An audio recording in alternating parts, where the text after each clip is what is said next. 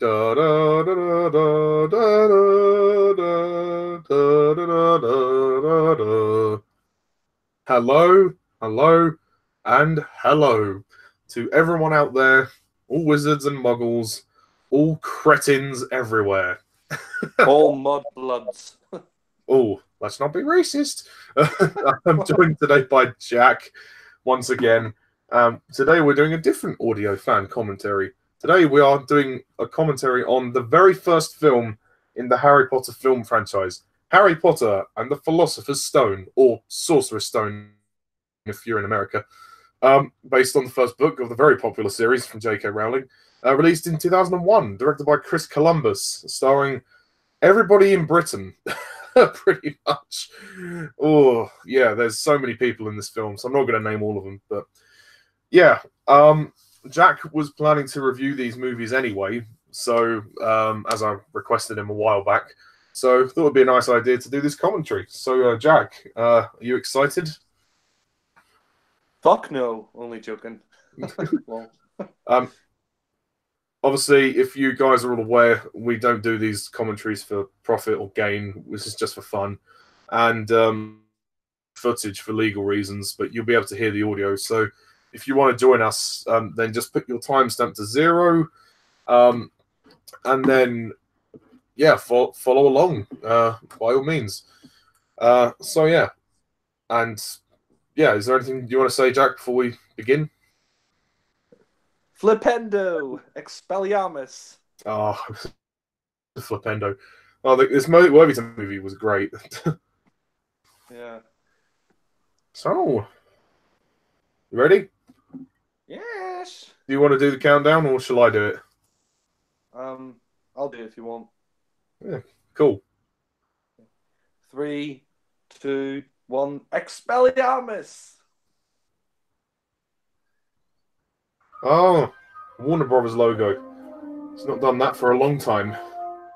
After this, it would always fly into the screen very slowly, and they would also change it for after the Chamber of Secrets to make it look all rusty and silver. Yeah. 2001, I can't believe it.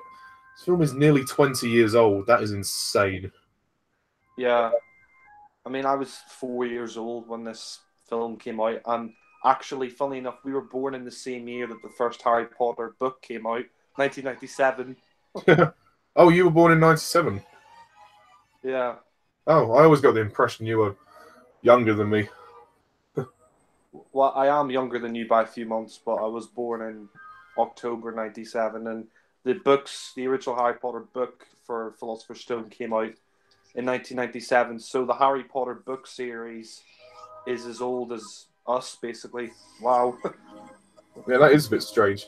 I think this is an interesting opening scene. I like it that we don't start out with the tragedy of Harry's parents' death. We just get this very simple scene with Dumbledore turning the lights off. Yeah. I mean, this film really has a special place for me because I remember Same. like watching this film growing up as a kid, and I mean I've read the Harry Potter books as well, like the Philosopher's Stone and Deathly Hallows and all that. But this film, like I always used to watch it like so much when I was a kid, and I just love it. I mean I think Christopher Columbus's direction is great, and I think the cast is great, and they really did a great job of bringing the books to the screen.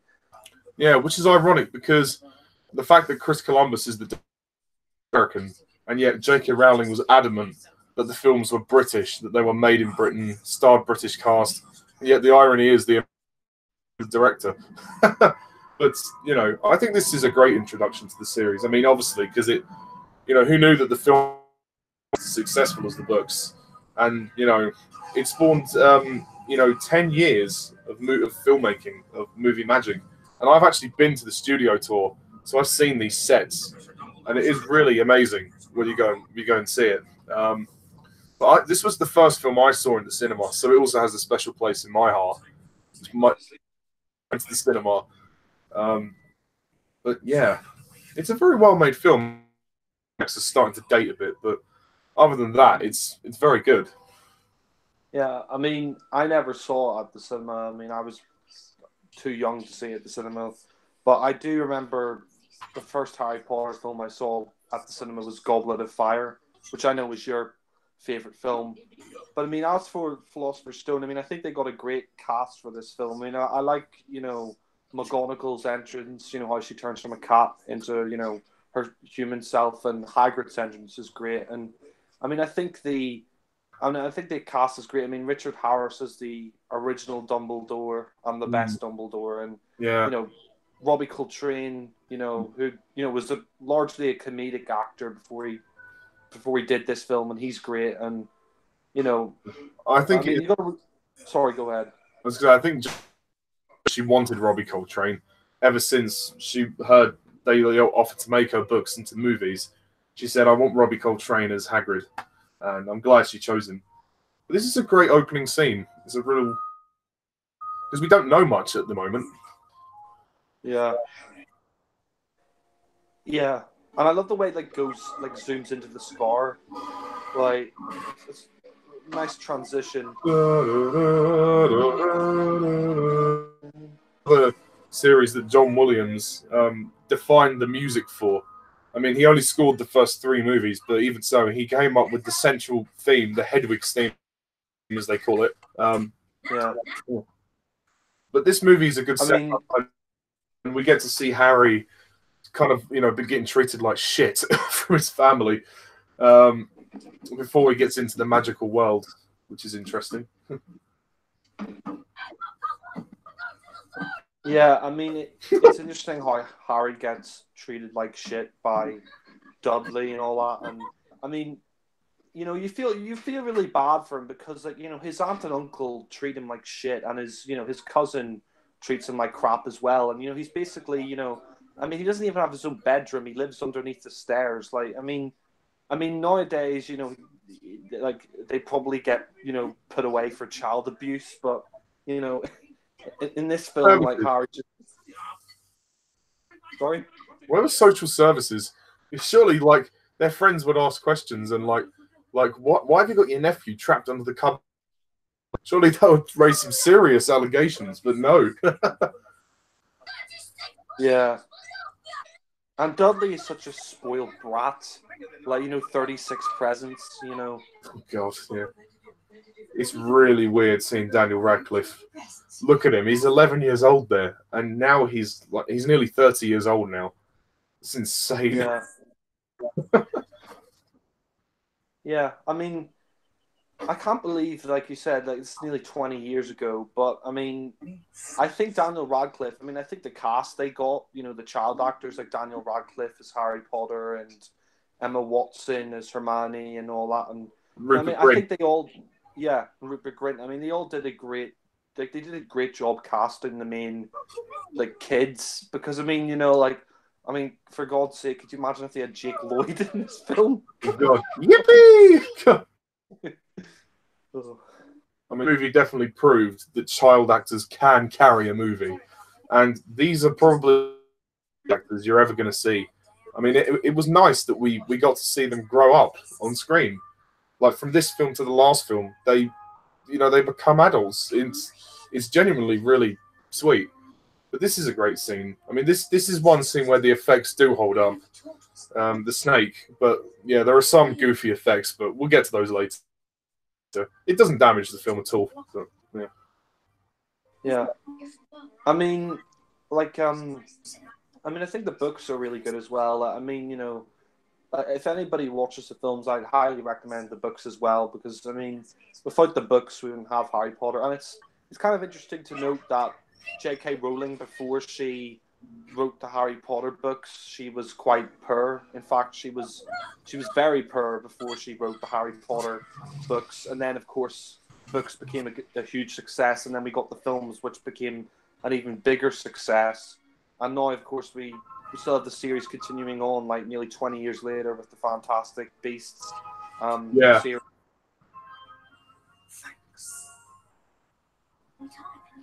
No, it's kind of interesting that we find out that he has, magical, powers here, like the way, he can talk to the snake, and the way, the window disappears and stuff. Like, this is kind of your first glimpse into finding out Harry is a wizard. You know. Yeah, not even Harry knows it. I mean, all of this is very clever. But J.K. Rowling, how she's told the story, she's put in the little subtle hints. Obviously, you've seen Harry Potter by now. You know the end of the story. Well, maybe you might not, Jack, but I mean, I think most people probably would. But you'll notice it as you watch the whole series, how it all ties together rather well. But yeah, I mean, actually, Rowling, sorry, is probably now one of the multi-millionaires ever. I think she's a billionaire now. So, yeah, I mean, yeah. living off the profits, and also the Fantastic Beasts movies are giving her more income as well. Yeah. I mean, as for the Harry Potter films, like I've always been a big fan of the books and the films. It's just the reason I never got round to watching the last three is because I just never got round to seeing them in the cinema. I mean, I already read the books, and I kind of just, you know, I just didn't get round to seeing them. But you know, I mean, I do plan to review all of them. I mean, I've seen them all up until Order of the Phoenix, and you know, Yeah. I mean, I am a fan, and you know, and I do love the films and the books. It's just I never got round to seeing the last three, but it'll be interesting, you know, to see how the characters and story change. But yeah. Mm.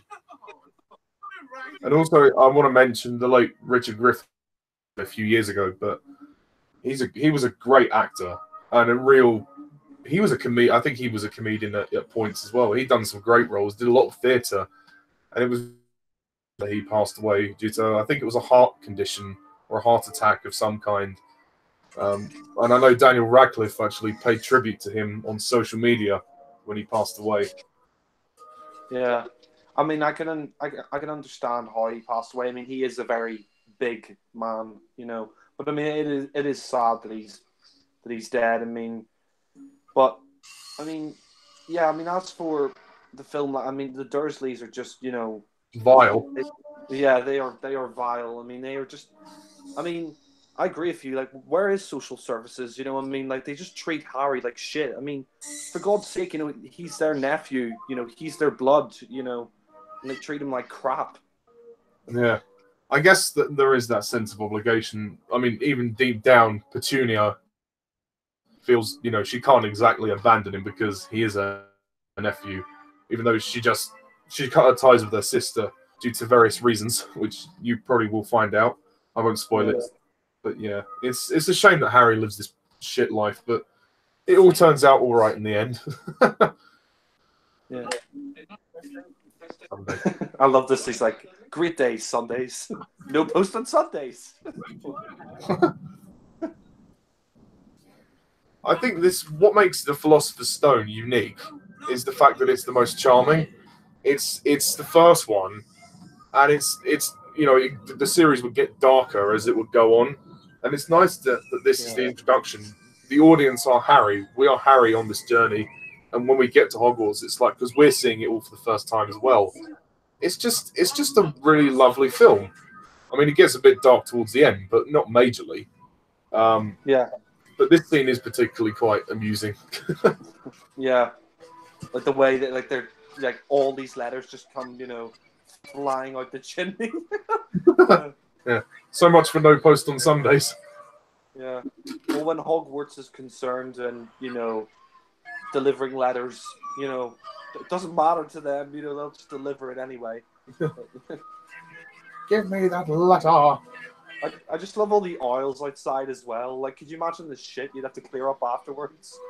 Could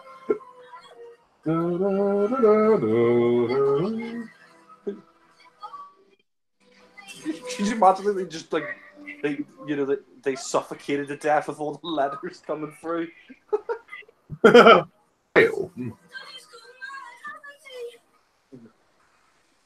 I mean, one thing I will say about the Dursleys, I mean, as the book series went on and as the series goes on, they become a lot.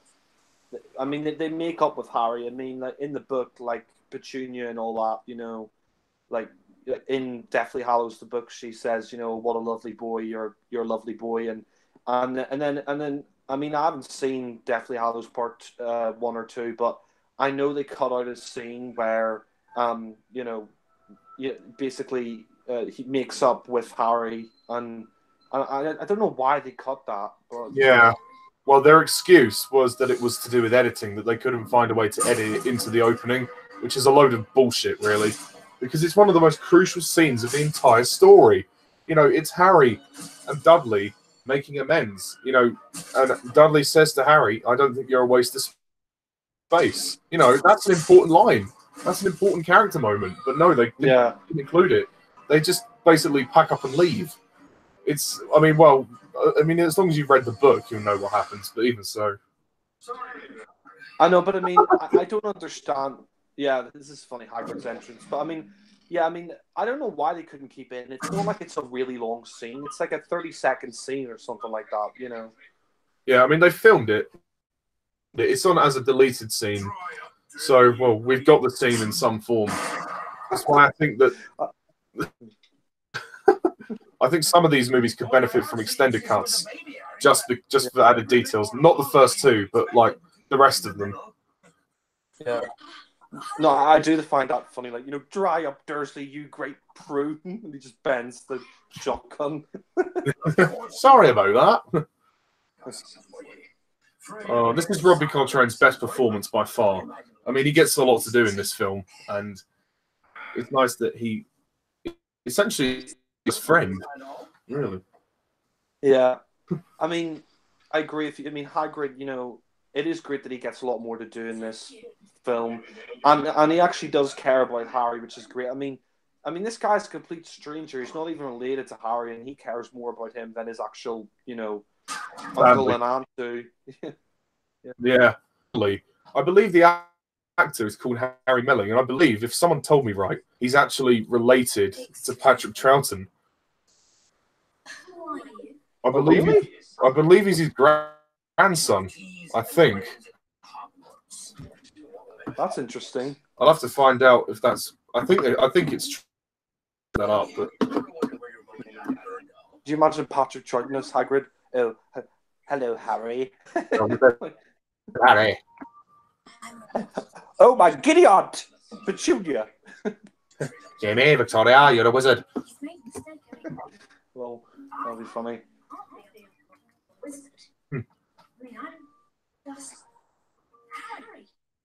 I mean, I think Daniel Radcliffe gives a really good performance, considering that I don't think he.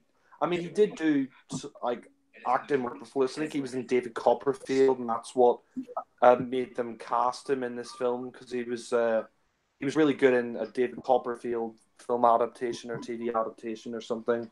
But I mean, he gives a really great performance. I mean, and you know, considering the fact that he's a child, like he's only like 11 or 12 or whatever when he made this movie, so you know.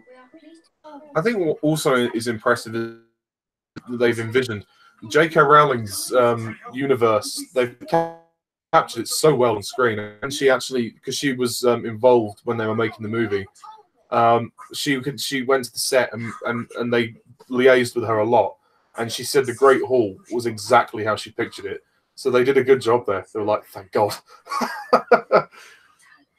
And I think what's great as well is that she's very happy with the Harry Potter films. I mean, you know, she could have been, you know, very scathing and not like the Harry Potter movies, but I mean, it's great that she does love the Harry Potter films and she thinks they're great adaptations, you know. And yeah. This scene is quite horrible, like when she's talking about her dead sister, like, oh, she's strange, abnormal, you know. Yeah, because it was awkward because it was a magical person and Petunia wasn't, and she just thought, oh gosh, she's a freak, you know, she's not normal as such. So, but yeah.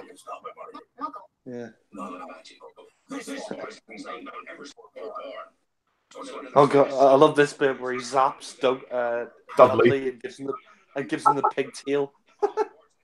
Dudley's the pig.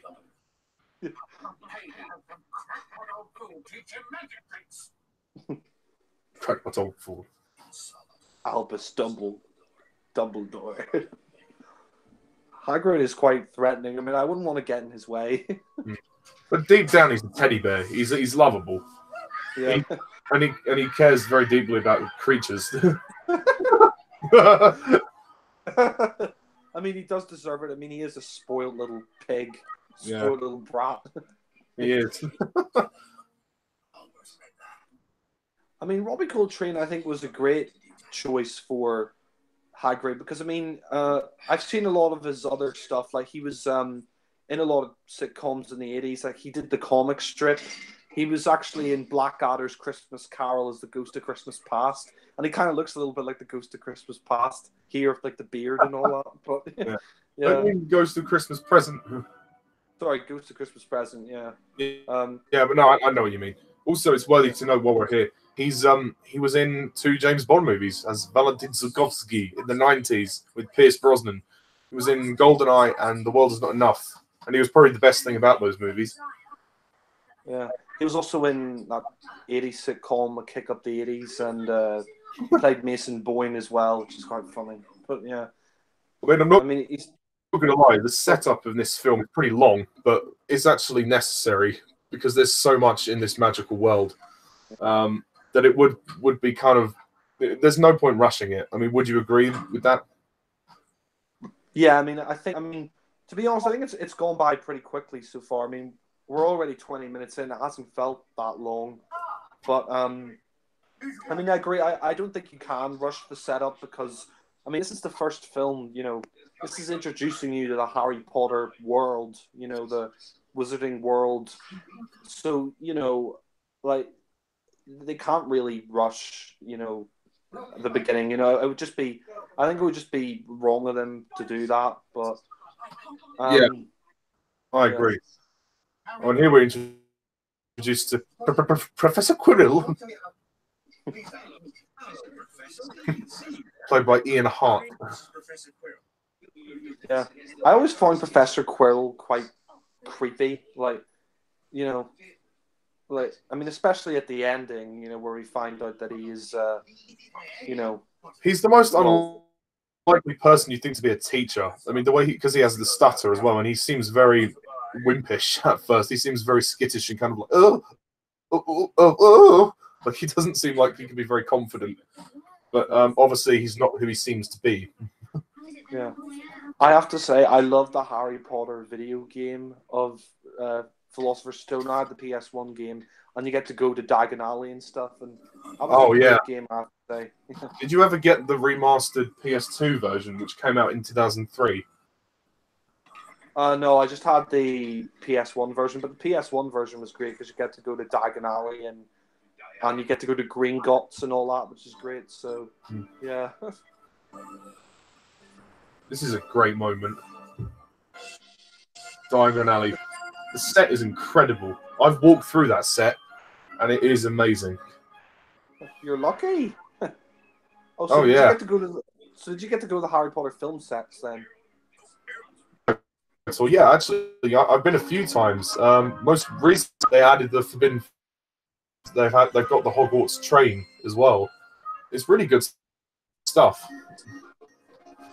I would love to go there one day. I mean, You have to come to England. Yeah. Yeah, the Well, sets are great for this. Yeah. Sorry, go ahead. No. After you. After you. No, I was just saying the sets were great. That's all. Also, detail, and that's down to J.K. Rowling. I think in the books she describes things with such vivid imagination, and essentially it's all there. The filmmakers don't really need to imagine too much other than how it looks. And I love Gringotts as well. We don't see it again until the last film, which is just they managed to. And is this in the last film, which was good. Yeah. I mean the what's it? These guys, the Goblins. Yeah, the goblins, yeah. I forgot what they were for a minute, but yeah, I mean I just love the whole world of Harry Potter. I just love all the different creatures and stuff that you have, and I love the just the look of it, like the sets and everything. And it's just such great imagination. Like, I mean, Chris Columbus really did a great job of bringing the visual, excitement of the books to the screen. Absolutely. very well. I mean, even though people complain and bitch about how they miss stuff out, that they kept the main things and they kept it focused on Harry and his story, which was important. And to me, I can understand the film just fine. I mean, if you want more detail, obviously read the books. But I don't have bad storytelling at all. I think they tell the story brilliantly. I mean, obviously, we'll see with the Fantastic Beasts films when the fifth one is done to see how that all works out. But this film to set up the story, and who plays the Goblin? Is it Warwick Davis or someone else? it is Warwick Davis, and his character, who's called Griphook, actually returns in the last film as well, in the Deathly Hallows Part 2. Yeah. Ooh, money, money, money. Money in the bag. Imagine it was all just chocolate coins. Yeah. Oh.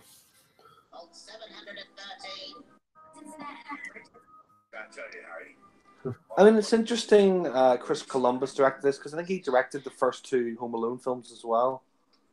Yeah, he did actually. He's very good at making family movies. I think that's definitely where his interests lie. He directed Mrs. Doubtfire as well, actually. Yeah. And that was the year after Home Alone 2, I think. Yeah.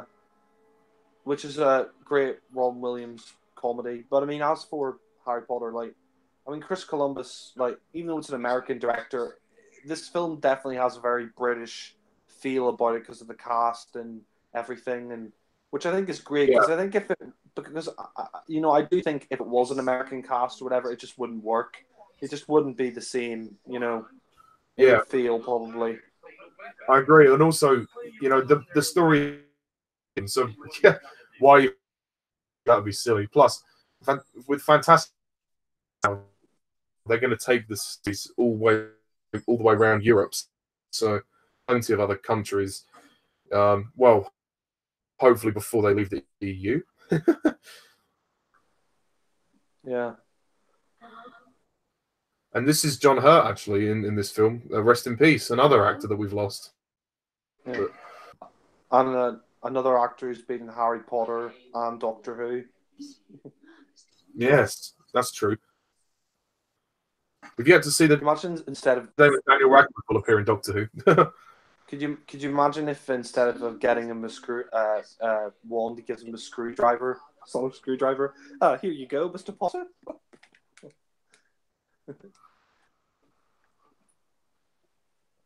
Funny, at the end of the studio tour, you come out to the gift shop, and before that, you see the Ollivander's wands stands, which is.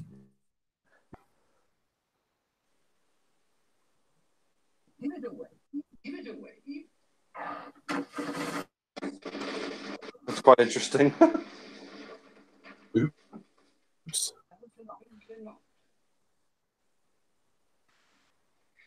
I didn't know it was John Hurt when I first watched it because of the hair and all that, and yeah.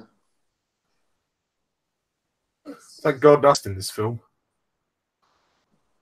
Sorry? Thank God nothing pops out of his chest in this film. Yeah.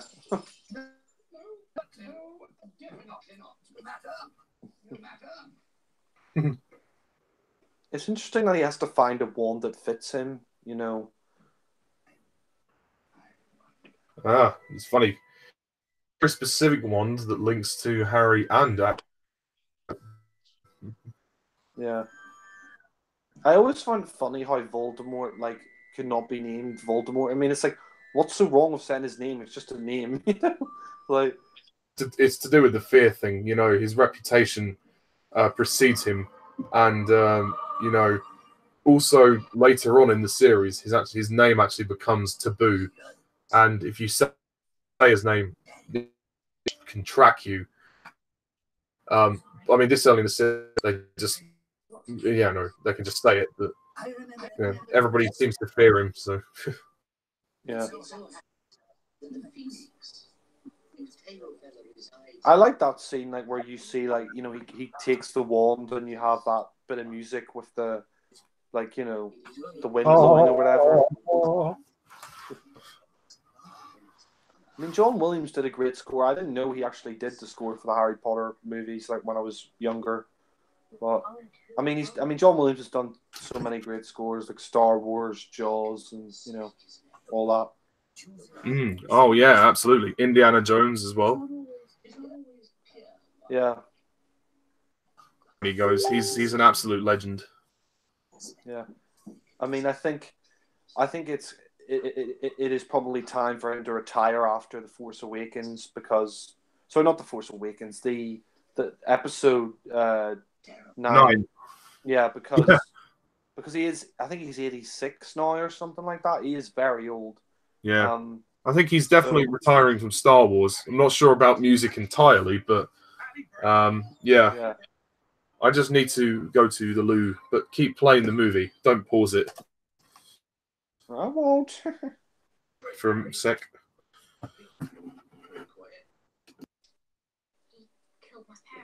No, I mean, I definitely have a lot of memories watching this film as a kid because, like, this was my introduction to the Harry Potter film series, and I know for a lot of people this is their favorite Harry Potter film. I know Alan Kalo, this is his favorite Harry Potter film, and Sam Harrison, that's his favorite Harry Potter film. And I'd say definitely this is one of my favorites. I'd say it's my second favorite. To me, my favorite Harry Potter film is probably The Chamber of Secrets, but you know, Philosopher's Stone is definitely my second favorite, and it is a great introduction to the series. I mean, to be honest, I think Philosopher's Stone is probably the most underrated film in the series. Like many people, when they do rankings of Harry Potter, you know, put it near the bottom. But I mean, this scene is interesting where we see Voldemort. You know, like we have a flashback of Voldemort and how Harry's parents got killed. I mean, this is actually quite a dark scene. This is a very, you know, dark scene. I mean, watching this as a kid, you know, it did kind of scare me a bit. And you know, the only one who lived was Harry. You know, and that's the reason he is the scar. Like Harry's the only one who survived. Yeah.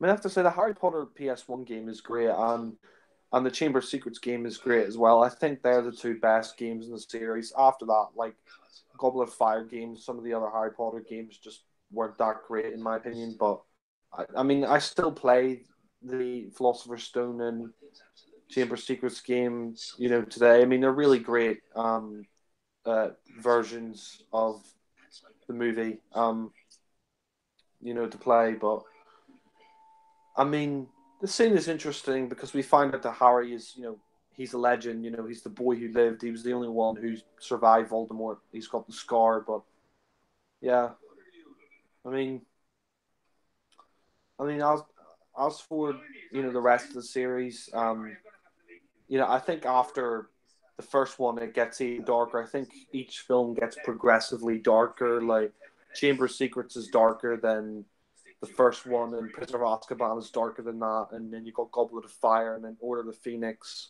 So I mean, with each Harry Potter film, they get more and more darker. There must be a mistake. This is 9 3/4. There's no such thing, is there? I mean, 9 3/4. That's an interesting idea. Instead of a platform 10 or platform 9, it's platform 9 3/4, which is, you know, it's quite funny actually. But yeah.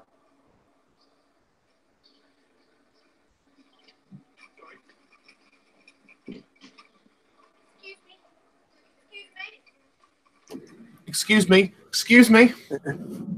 You just missed the scene where you had the flashback where Harry's parents were killed. I always thought that scene was quite dark. Yeah. As a kid. Yeah. But I also love this scene where we get to meet the Weasley. Yeah. Ron, Weasley and all that. Yeah. The Weasley family. His brothers. Fred and George, yeah.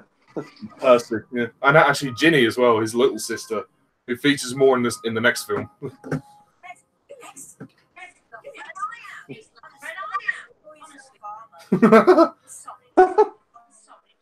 Those twins are great. It's so hard to tell them apart anyway. So it will become slightly easier in the Deathly Hallows as one of them gets his ear chopped off.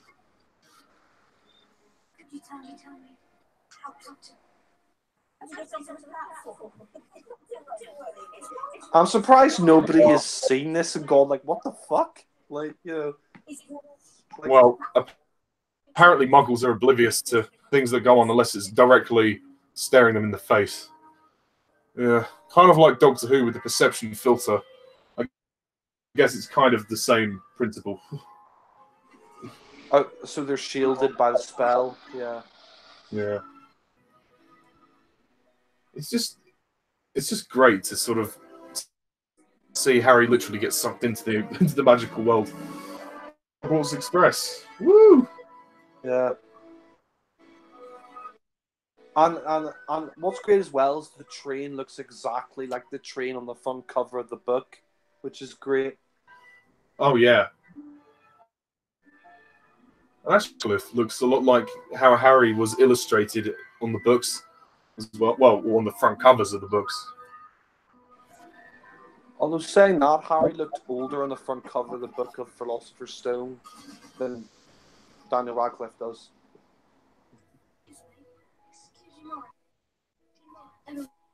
Ron is great as well. Ron is hilarious. Yeah. Yeah. I mean, it's kind of sad that Rupert Grint doesn't do much now, but he's great in the Harry Potter films. Oh yeah, I think he appeared in an Ed Sheeran music video recently, but that was only like a few years ago. I don't know if he's really, maybe he's just living off the millions that he's got. So yeah, I mean, some actors struggle to find work, so I'd be surprised though with him because he was part of one of the most successful film franchises. maybe he's just being typecast as Ron Weasley. You never know. We'll take the lot. I'm sure that gold would pay for much more than just chocolate. Harry's parents must have been minted. Yeah. Oh, I have to say it's kind of disgusting that he is that rat. Ugh. Oh, yeah, who turns out to be very important in the story. I mean, that we get to the third. If that was me, I would just get rid of the rat. Yeah, I've never understood why people have rats as pets. I know you get domesticated rats, but I just worry about diseases spreading. Yeah, I mean, to me, it's disgusting. Like, why would you want a rat as a pet? Like, ugh. It's like too, like you've got the rat in the kitchen. It's like I see what they're trying to do, but isn't it just a bit weird?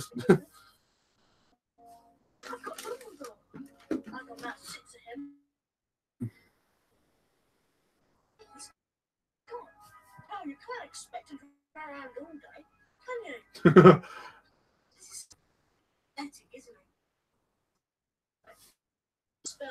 you? These kids are really genuinely good at the chemistry. Yeah. And now we get to meet Hermione, played by Emma Watson. Yeah. I mean, she grew up to be quite a hottie. That's the thing.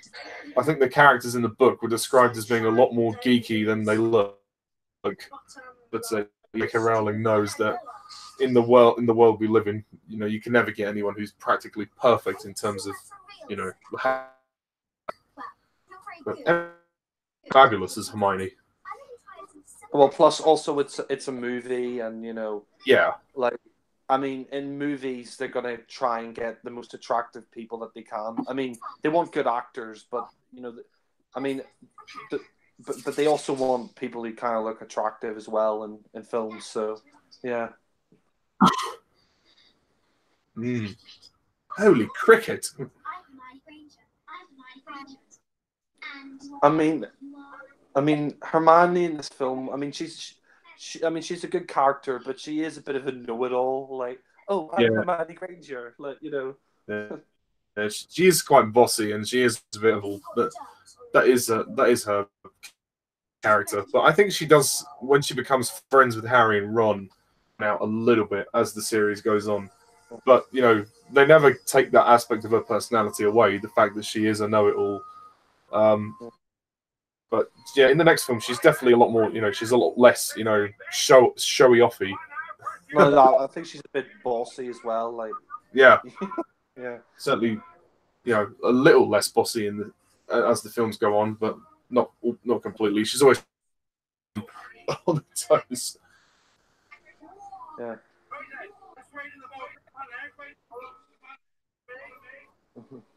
But you got to give them this though. The three of them have great chemistry.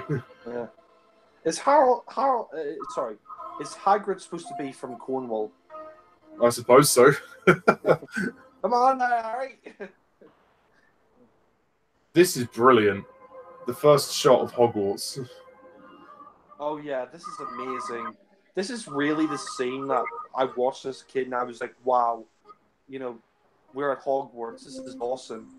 I've actually seen in the studio tour the miniature, that exact miniature that they've used to film these shots. It's absolutely incredible. Oh, was it a miniature? I always thought it was CGI. Well, I think there's probably a mixture of miniature and CGI, but a miniature of Hogwarts. I'll have to show you the pictures I took at some point, but yeah. Yeah. I mean, funnily enough, talking about the inside of Hogwarts, what's interesting is the school I went to, Campbell College. They originally wanted to shoot inside Campbell College for the Harry Potter films, but unfortunately the headmaster said no, which I'm kind of pissed off about. I mean, why the fuck would you turn down Harry Potter? I mean, you know, I mean, if I was a headmaster, I'd jump at the chance for them to film inside my school, but Yeah. I suppose maybe thought it would disrupt the students or whatever, you know. I guess that they didn't know the success that would come from Harry Potter as well. I mean, I think they ended up filming in Oxford. Yeah. Which is, I mean, actually, yeah. Actually, funny enough, it's called Hogwarts, but what's interesting is like in Campbell College, because C.S. Lewis went to Campbell College, but what's funny is when you go into Campbell College, there are these two warthogs. So I mean, it would be kind of funny if they did film Hogwarts there, because they had two warthogs in the main drive come in. Oh yeah, that's kind of funny. But yeah, this in the interior and all that obviously sets, which is, you know, near to London where they filmed this. I mean, the amount of child actors they've got on screen is insane. Yeah, I mean, Malfoy is really just a slimy prick, you know. Yeah. I'll wait till you meet his dad in the next film. Yeah. You know, Tom Felton. This is the guy who was in Rise of the Planet of the Apes. Line, "Paws off me, you damn dirty ape!" No. Actually, I think the guy who plays Malfoy's dad in the second film, I think he was Johnny English Reborn. I don't know if he was. Jay, doesn't that name ring a bell? That's the actor's name that plays Lucius Malfoy. Yeah, I think he was in Johnny English Reborn as, you know, the guy, you know the bad guy in Johnny English Reborn, the English guy. No, you're thinking. Yeah. I know why you say that, but I think you're thinking. Oh, whatever. Yeah, but yeah. Anyway, it doesn't matter. But this is great. Wow. Seeing Hogwarts. I mean, I agree. The imagination is just fantastic. Yeah, it is awesome, and like, I mean, like all the levitating candles in the night sky. I mean, it's just visually, this film is amazing, and I really have to, you know, give my hats off, lol, to the Harry Potter franchise. You know, like, I mean, I can definitely see why this is Alan's favorite. I can definitely see why this is Alan's favorite film, because it introduced us to the Harry Potter, you know, the wizarding world, and it's definitely one of my favorites. I mean, I think maybe after Chamber of Secrets, it's my second favorite. But I mean, I think it's great, and I love the speech here by Dumbledore. You know, Richard Harris. Yeah. I mean, the fact that this place is a school is actually hard to believe, really. Yeah. I mean, it looks more like a cathedral or something like that, you know. It's like a castle. Yeah, it's like a. It's, but, there you go. With the sorting hat. Yeah. Not Slytherin. Not Slytherin. Yeah.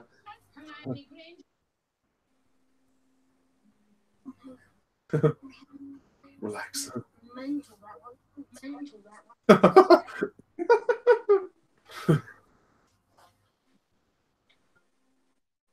Ron could be a bit stubborn at times.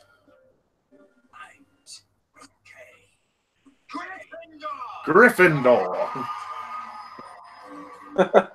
An interesting way for people to go into their schoolhouses. If into my schoolhouse was like this. Yeah, I was just assigned a house to go into, and that was it. Yeah, same. I think they just get groups. They get all the students, shove them into the groups. You know, that way. In my secondary school, we had five. We had 5 forms. Yeah. In my secondary school, to distinguish each house that you were in, you had a different colored tie. Like you'd have a black and white tie, but like you would have green in it or blue. I was in a house called Prices, so I had a blue color to my tie, and the others had green and like red and yellow stuff. So yeah. In my school, I had a blue tie as well. I mean, our ties were mainly blue anyway, but I mean, the outline in the tie was blue. It was either blue, red, white, yellow, or green, and I was in blue. Yeah, yeah, I was blue as well. I was, yeah, our ties were black and white with like a blue stripe in it, or a green or a red, depended what house you were on. But yeah, it's interesting that he's like, not Slytherin, not Slytherin. Yeah, I mean, I'm kind of confused. Does the Sorting Hat like read your mind and like assign you a house, or does it just like say, "Oh, you're going to be in this house"? I think it kind of analyzes all your qualities, and because I think he can talk to snakes and he can do so much. That's why it was hard to place him. Yeah, I guess it is a reading thing. Not Slytherin. Hello. He doesn't want to be stuck with Malfoy. I mean, the different houses. You have Slytherin, you have Hufflepuff, Gryffindor. What are the other ones? Well, Ravenclaw. Gryffindor, yeah, Gryffindor, Hufflepuff, Ravenclaw, and Slytherin. Yeah. Gryffindor. Even applauding as well. Yeah. I mean, they really did get a fantastic cast for this film. I mean, especially getting Richard Harris as Dumbledore. I mean, Richard Harris is a great actor. I mean, I loved him in Unforgiven as English Bob, and he was also in This Sporting Life and stuff. I mean, he was also in Gladiator. He was in Gladiator the year before this. So, I mean, Richard Harris is a great actor. The feast begin, and the food just appears like that. Yeah. Oh, well. I have to say, though, they're really spoiling them. Yeah, well, there are a lot of them, I suppose. So, I guess that's the beauty of magic. You don't need to actually force food companies to produce, and force animals to produce. You can just conjure it up like that. All I have to say, though, is that I wish school dinners were like that for me. I wish we got that food, when I was in school, all we got was bloody mints. Yeah. Yeah. I never would have got a packed lunch if I got that. Yeah. I mean, I used to hate school dinners because, like, most of the time they would just have mince and potatoes and John Cleese. Nearly headless Nick. If this film didn't have as much imagination as it did, then this would have been a severely. But it has gone by very smoothly. Yeah. What was I going to say? Yeah. It's quite funny. It's It's quite funny. You got John Cleese from Monty Python and Faulty Towers in this film as nearly headless Nick. Always look on the bright side of life. Oh, I could imagine nearly headless Nick doing the Ministry of Silly Walks or something. I mean, just when you think you've seen everything, this world can be. There's like now paintings that are alive, moving staircases. What more can they do? Yeah, it is amazing. I mean, I have to say this film has not dated at all for me. I mean, the CGI and just the look of it has still really stood up the test of time. I think. Yeah, I mean, some effects later on, only a couple or so have dated, but not much. I mean, the paintings still look fabulous. Yeah, exactly. I mean, it's amazing how they did the effects of the paintings moving. I mean, it's funny in the Harry Potter video game, the paintings talk to you, and you have to get a password to. Yeah, I used to the castle so much. I used to just wish that my school was like that. Yeah, same. I mean, I'd rather. I would have chosen over the school I went to any day of the week. Yeah, I'd much rather be taught spells than learning maths and geography and Or stuff. geography. Yeah, God. Yeah. I don't understand about Hogwarts is the common rooms, like the dormitories. There's like how a group in a house he appears with like 5 or 6 beds. Yeah. Like what? Like where does everyone else sleep? Yeah. One thing I really don't understand. I mean, I know it's just a film and it's a book as well, but I mean, they've gone to this school to learn wizardry and all that. It's like, but what are they going to do after that? Like, what are they going to do for a job? Like, could you imagine like Harry go to like Tesco and be like, it's like, so what are your qualifications? Well, I know magic tricks, like like yeah.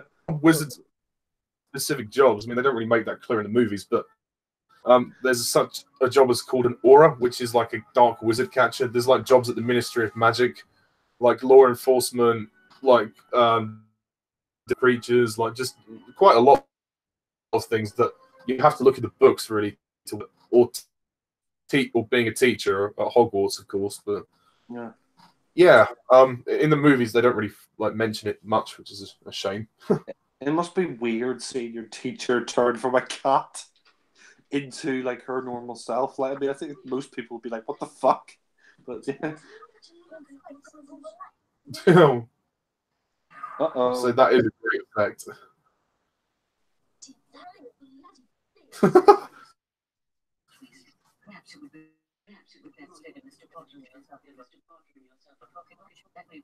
Also, another minor point to mention: the costumes are very good. I love the uniforms for Hogwarts. They've definitely thought long and hard. Whoever did the costumes should be given a lot of appraisal. McGonagall's been a bit. Oh, here we go. Alan Rickman is Severus Snape. I mean, it's funny because. Rest in peace. Yeah, I mean, it's funny before this because he was the villain in Die Hard, Hans Gruber, and he's great here as Severus Snape. I mean, for me, this might be his best role. Although saying that, I do think he's great as the bad guy in Die Hard. But I mean, he's such a great actor. It's such a shame that he passed away. Like, I mean, yeah, it is a real shame. I mean, I'm an expert. If you know how Snape's story ends, guys, it changes your entire perception of his character when you find out, his backstory in the Deathly Hallows. Yeah, I mean, I have read the book, so I do know the story anyway. It's just I haven't seen the last few films, but I have read the Deathly Hallows book and all the other books, so I do know the story. But yeah.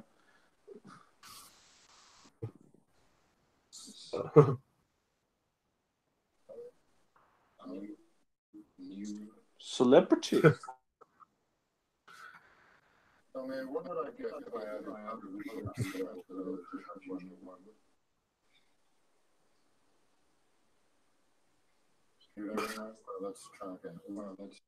He is quite harsh on Harry. Like I don't know why, but you know. It's like, yeah, it's like his first day. I mean, Yeah. come on, he's not going to know the answers to your questions. Yeah, exactly. Actually, this scene goes on a bit longer, and Harry says, "I don't know, sir, but I think you should ask Hermione because I think she's really annoyed." They did film it, and I think they put it in the extended cut, but I guess it wasn't really necessary to keep it. Yeah, no, I mean, I agree. I mean, he is kind of like unnecessarily harsh to Harry. I mean, it's his first day. How is he supposed to know all of that? And also, McGonagall was a little bit harsh as well. It's like, we got lost. I mean, it's like, well, what do you expect? I mean, it's a huge castle, you know. Yeah. Actually, funny point. The first two films are the only films in the series that get extended editions, which I don't think was entirely necessary.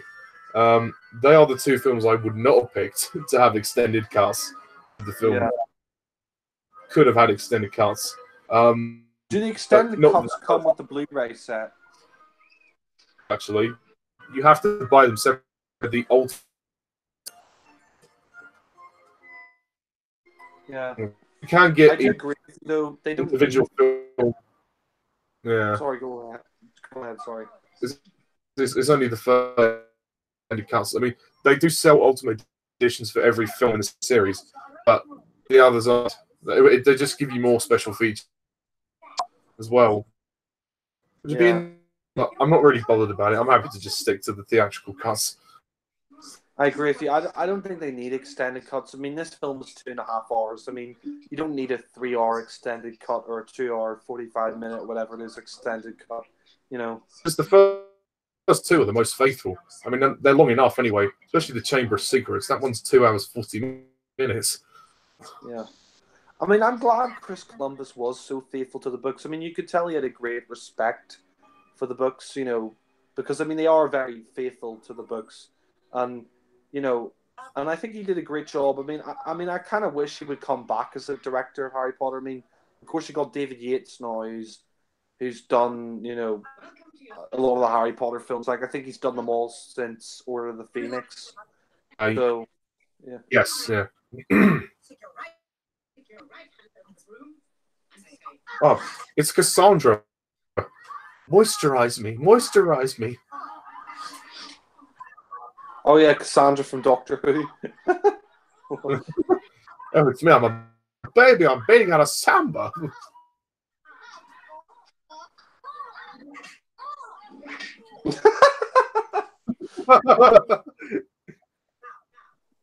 I like this scene a lot. The flying lesson.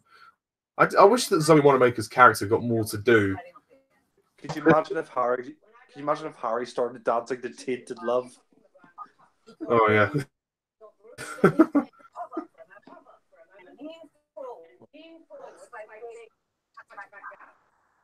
What are you gonna do? Moisturize me?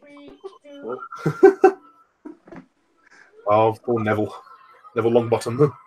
I mean, the guy who plays Neville Longbottom now. I mean, he's actually, you know, really got buffed out since then. He's like, you know, he's lost all the weight and he's got muscles now. Like, yeah, that CGI is a little dated.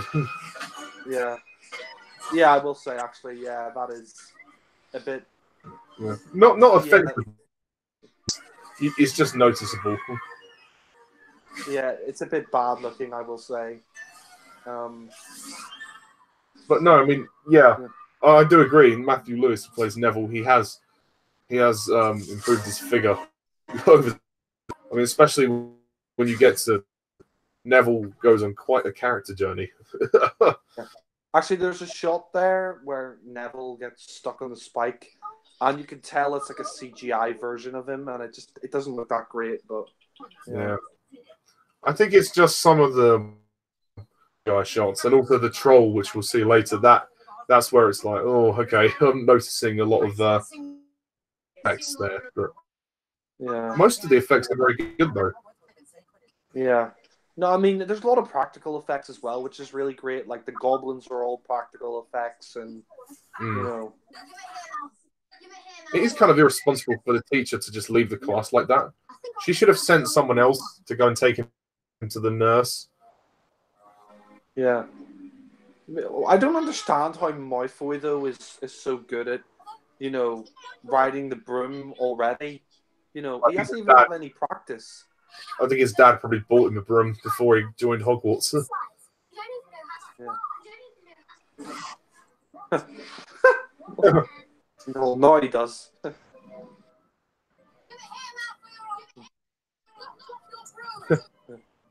This isn't flying; it's falling with style. Have it your way then. It's so it's so weird to see them all again because now they're all grown up. It's just it's very strange. For me, it's not that strange because I was always used to them being kids originally. So when they were growing up, it was weirder for me. If you know what I mean, like yeah. It's like McGonagall's not worried that the class has been unattended. She just thought, oh wow, okay, he can fly very well. We'll put him on the Quidditch team. Yeah. I mean, Malfoy is just like he's a bit of a pompous, stuck-up little shit. But, Malfoy, runs in the family. Yeah. Funnily enough, Emma Watson had a crush on Tom Felton, I think, at the time. Oh yeah, I remember an interview one time. I wonder if she ever went out with him or like how long it lasted. Her crush on him. Or whether it was even, whether he reciprocated. It's just funny because in the third movie she gets to punch him in the face. Yeah.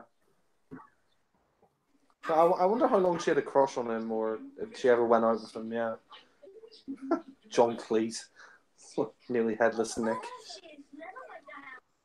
So good. It almost looks like it is real, like they've built the whole castle from scratch. Yeah. You couldn't tell it was Oxford. Yeah.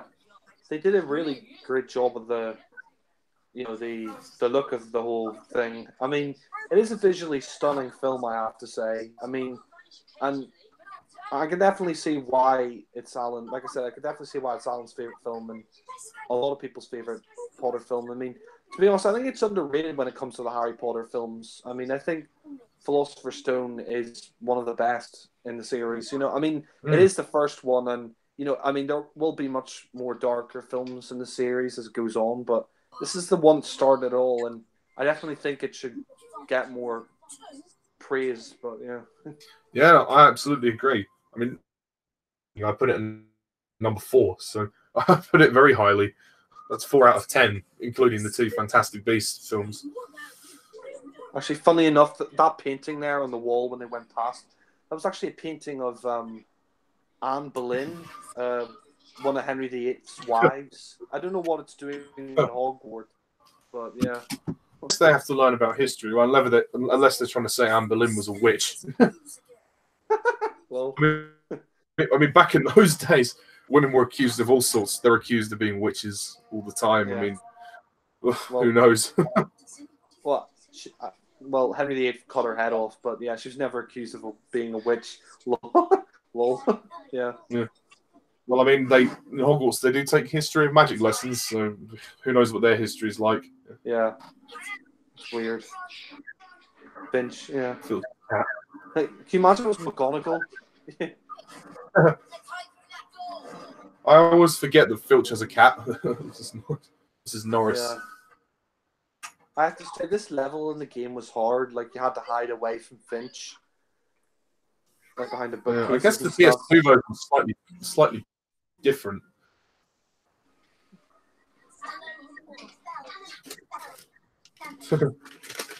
I have to review the PS1 game soon. It's funny, Hermione, quoting the book almost reminds me of Dot from EastEnders, quoting the Bible, Matthew, verse 1, chapter 7. Yeah. Imagine if Dot was in this. Oh, God, I actually remember this was like, I remember in the game, in the Harry Potter game, you had to play a recorder to put the dogs to sleep. Like, yeah. Oh yeah. I think you have to do that in the Lego game as well. Yeah.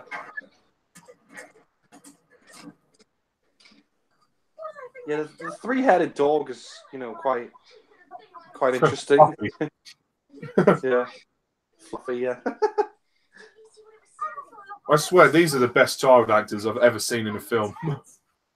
Yeah, I agree. I mean, fuck Jake Lloyd. Jake Lloyd was useless. No offense to the guy. I'm sure he's a nice guy, but as an actor, he's useless. I mean, it's hard to find child actors. I don't really blame him for everything that happened in the Phantom Menace. I mean, the dialogue, the shit dialogue, wasn't his fault, but See, that delivery from Emma Watson was great. I'm going to bed for either of you come up with another clever idea to get us killed or worse, expelled. Lol. Totally understands the character. She thinks getting expelled is worse than dying. That's Hermione all over. Yeah. Hermione Granger.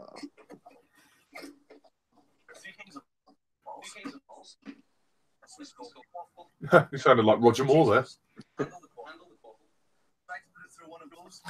If I could talk with the animals, run with the animals. Imagine if Roger Moore was in this film. Who would he play? Oh, Dumbledore. Oh, hello, Harry. I think you'll find that I take a vodka martini. Shake it, not stirred. Yeah.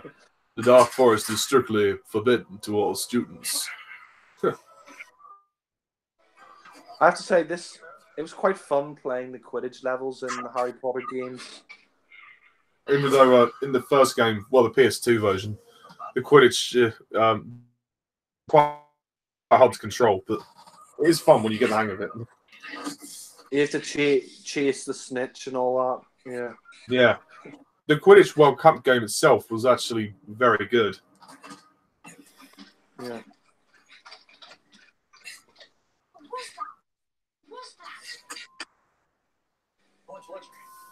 Bludger.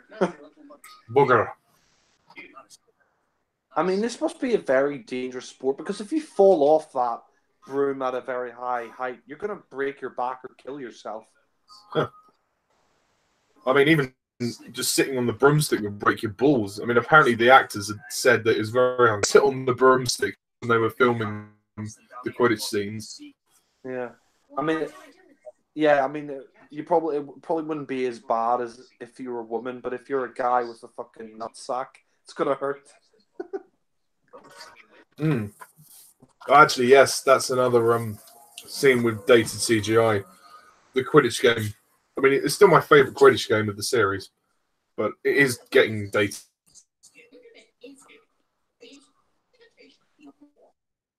It's not too dated, though. I mean, I think that the effects, for the most part, still hold up pretty well. Yeah, I mean, it's just natural wear and tear, just because it's now. I mean, CGI and like practical effects are always going to age worse because CGI just keeps evolving, and CGI itself just always kind of looks not lifelike as much. But yeah. But I mean, you can forgive this film for it, to be honest.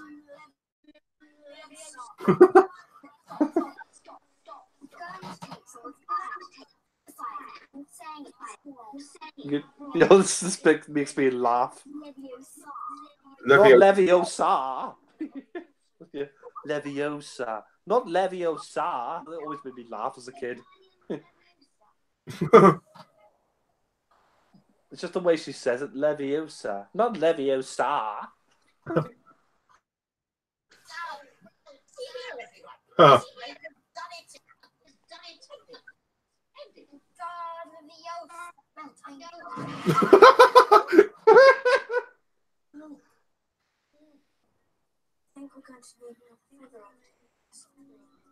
Did the fella not recognize his accent because he's Irish?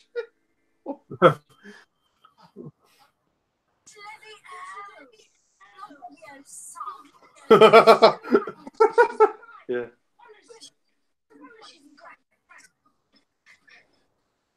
Oh, you're about the irony. Yeah.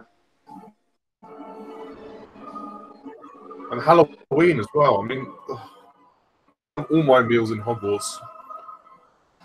The pumpkins. Yeah.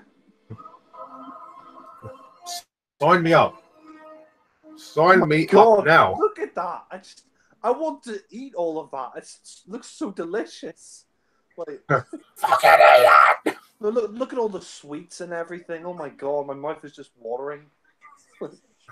Daniel Craig would be impressed. You know, I don't really think it was Ron's fault. You know, I mean, he was a bit rude, but I don't think he meant to make troll in the dungeon.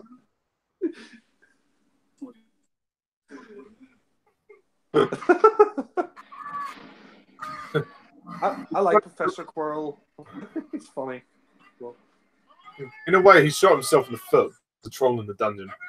Because now it's him that's done it, you know.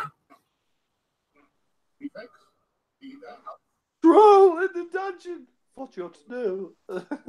Well, follow me to the dungeons.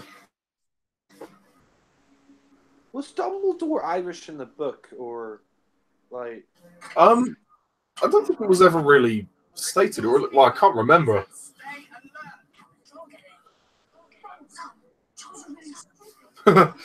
Trolls are stupid. Oh, can you start playing? I got this feeling inside my bones. No, oh god, not those trolls.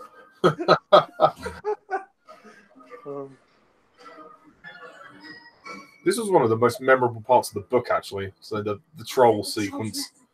Yeah. I remember in the Harry Potter game, you had to run away from the troll. In the PS2 one, you had to fight the troll. God, that was a bloody nightmare. Oh yeah. In the PS1 version, you did as well. You had to like it would throw the toilets at you, and you had to throw it back at it with the wand. Mm.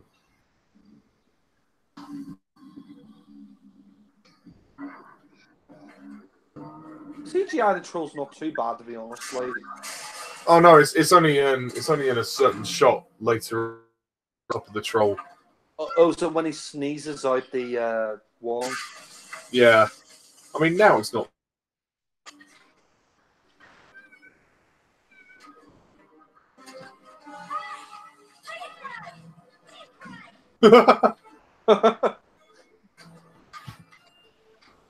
This is a nice little sequence. Yeah. Oh god. You'd think the parents would sue the shit out of the school after this happened. Well, I don't know if Hermione's parents. Well, I suppose would Hermione's parents know that she's gone to magical school? Well, I think so. Yeah. I mean, Ugh. that's disgusting. Ugh. Harry looks like rubber. Yeah, that's true.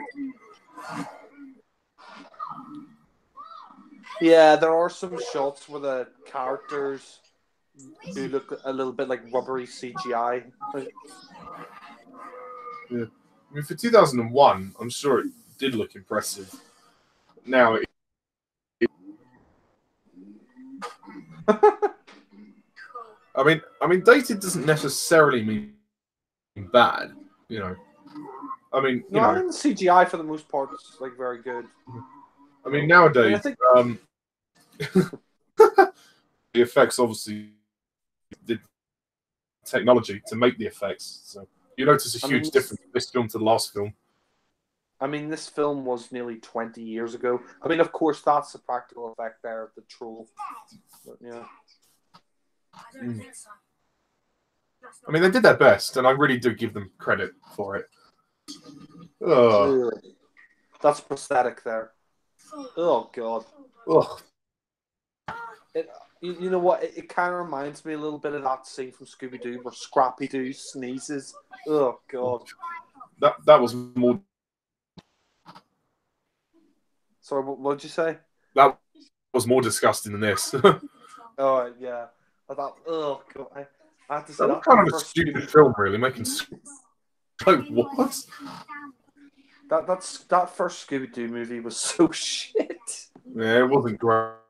I mean, the second one, even so, both of them weren't they didn't honour the cartoons whatsoever. I mean, I thought the guy who played Shaggy in that film though was quite good. Oh yeah, no, he was good. It's kind of noble that Hermione takes the rap for them, you know, as a way of saying thanks for saving my life.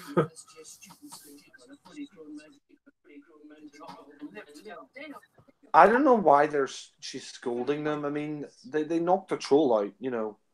Yeah. Reward, yeah. That's good. Well, I mean, they did disobey a direct order. They were dormitories. So. I know, but if they didn't go in there, Hermione'd probably be dead. That's true. I mean, she gave them 5 points. She had to tell them off, you know. Yeah. I mean, Quirrell kind of looks Middle Eastern with that turban around his head. But yeah. Tom's right, Harry. Tom's right. You're going to need your strength that day. I'm not hungry. I'm not hungry. Hello, Mr. Potter. Potter?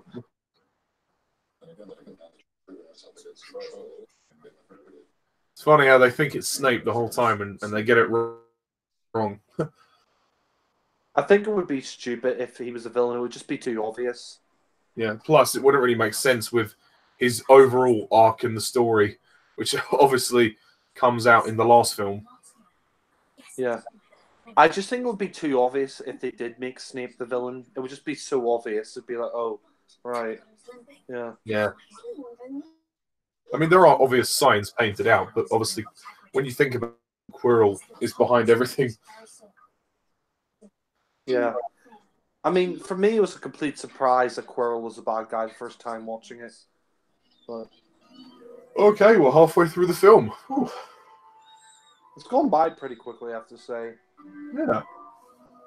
I mean, it is long. It's 2.5 hours, but, you know, it's not a vacation. Great drama.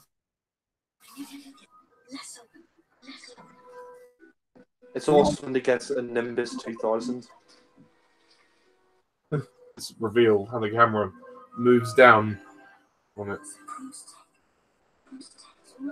Is it me? But I think it. I think the reason why, like, I mean, this is just a theory, but I think the reason why witches have broomsticks and they fly them is because they've got nothing down there. Like, I think that's why. Yeah, I mean, there are a few girls on the Quidditch team, so. Yeah. But I mean, to be honest, you know, I understand why witches have brooms because there's nothing down there, so it's not sore. But if you're a guy, it's like, you know, ouch. You know? Yeah. Oh yes, a ball-crushing game awaits them. Quite literally. Mm. I mean, he's very young to be on the team. You know, like extremely young. Well, they said he's the youngest Seeker in a century, so you don't get many first years on a Quidditch team anyway. So yeah. Yeah. Shame about some of the CGI, but generally it's actually not too bad. It's just like you said, I still love this Quidditch scene though. I agree with you. It's the best Quidditch scene of the series, I'd say. Yeah, because in the second film, it was more of a chase sequence with Harry and the Bludger and Malfoy. And then the third movie, you've got the game in the rain. God knows why they actually have it in a thundering storm, but oh well. Is it the first and the second one where Harry's, like, they put a spell in his arm and it turns into, like, rubber? Oh, that's the second film, yeah. Yeah. That was a funny sequence. Yeah.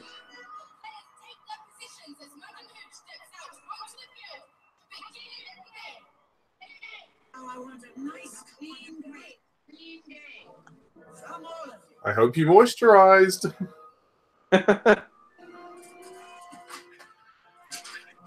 I think Quidditch is one of those things where it is better in the movie because you get to see it. You know, you get to see it in its true form. You know, it's rough, it's physical. It's wonderfully imaginative how she came up with all of this. Yeah. It's amazing because she first came up with the idea of Harry Potter. I mean, the first time that the idea of Harry Potter came into her head was on a train journey back from Manchester. It just popped into her head, I think. Yeah. Yeah. And then it became this. Yeah.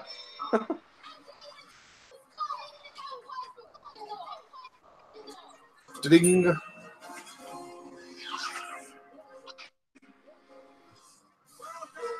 Harry shouldn't just be sitting there. He should actually start flying around and looking for the snitch. Yeah. You do notice the green screen, but you know I'm going to forgive the movie because this is a genuinely exciting sequence. Yeah.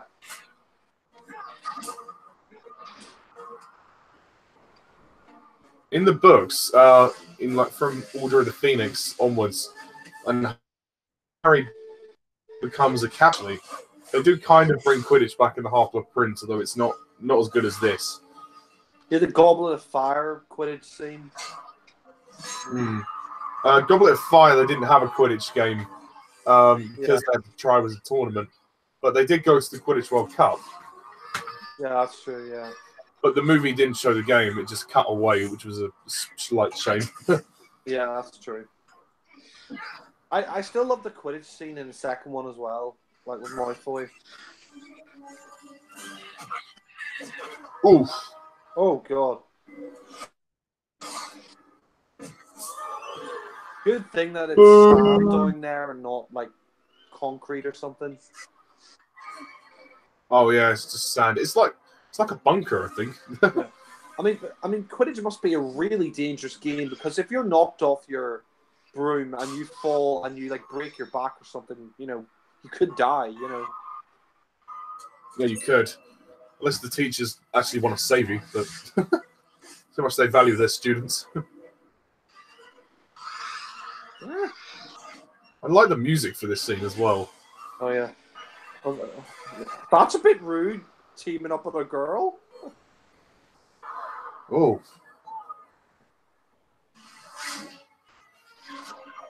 Surely these guys would be disqualified.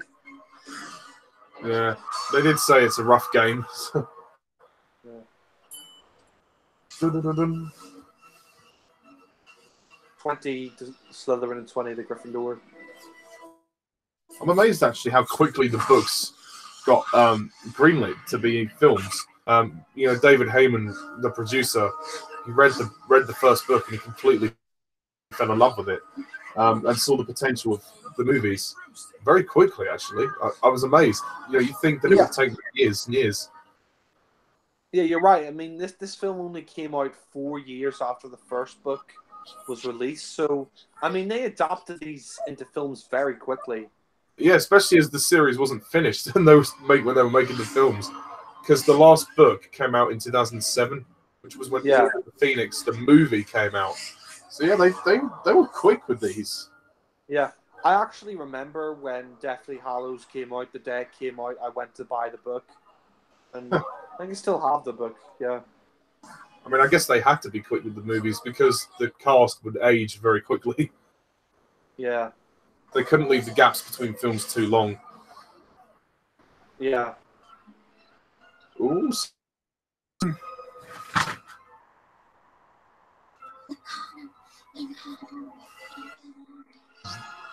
What's great about the Harry Potter films is even though Warner Brothers do make them and all that, they're great British films as well, you know. Yeah, you're absolutely right. I think this one more so than the others, but I think the whole series does have a British feeling to it. No, I think it's good because, I mean, I think, you know, it's a boost for the British film industry, you know, like these films and, you know, and it's nice to have, you know, a franchise where the main cast are British, you know, not American or whatever, you know. Yeah. Chris Columbus, I think, put his kids in this movie just as cameos. Like, I think the Hufflepuff girl that gets chosen in the earlier scene is actually his daughter. That's cool. Mm. I mean, Wow, how Harry can stay balanced is unreal. yeah. I mean, one thing I want to know is, like, did Chris Columbus, like, did he see any of the other Harry Potter films after Chamber of Secrets? I mean, did he like them or? I Like... think he did. He was still a producer for the third one. He just didn't direct it. I'm assuming he watched the rest of them. Yeah. I just wonder what his opinion was of the others. That is a great scene. Malfoy. I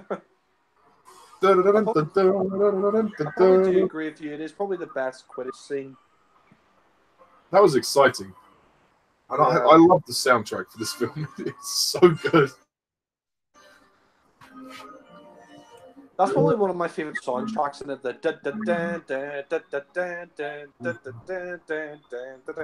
That's a great moment when he's holding the snitch up, and that shot pans around him. Yeah. Gryffindor, go, Gryffindor. What is that track called? The I actually don't know what the track is called for you. It's quite funny. You know the way Harry wears a scarf in this? Yeah. Harry Hill's TV burp did a really funny thing. It's like, okay, who's better, Harry Potter or Doctor Who? Fight! And it's like you got Harry Potter in his scarf versus like the Doctor in his scarf. Like, oh god, Harry Hill's TV burp. I missed that show.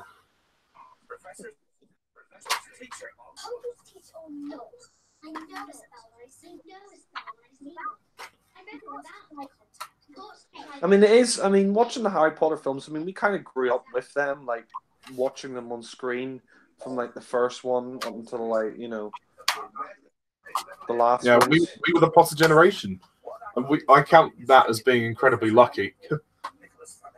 Yeah, I mean, yeah. I mean, we are the Potter generation because we were born the same year the first book came out, and then the films. So, I mean, we kind of grew up with these films, and they grew up with us on screen. So, that was always nice to see. I mean, this film isn't my favorite in the series, but it's definitely, like I said, I put it at number 4. But it is, I totally value it so much now. And it was a huge part of my childhood. It's my early cinema, and it's just a great bloody movie in itself. Yeah. I mean, like I said, I wish I did get to see it in the cinema, but I always remember, like, as a kid watching this on DVD and Chamber of Secrets on DVD. I used to watch them all the time. I just love these films. Mm. And who knew that they would be successful? Can you imagine if these films didn't make enough money? Yeah. No, it would be a shame if, like, they only did one Harry Potter film, But thankfully, it became a huge smash hit,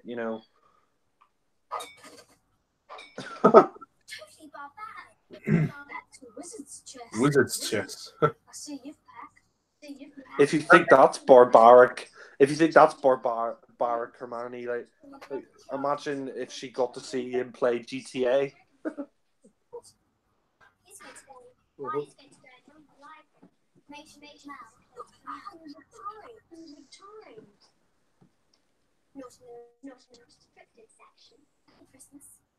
The restricted section.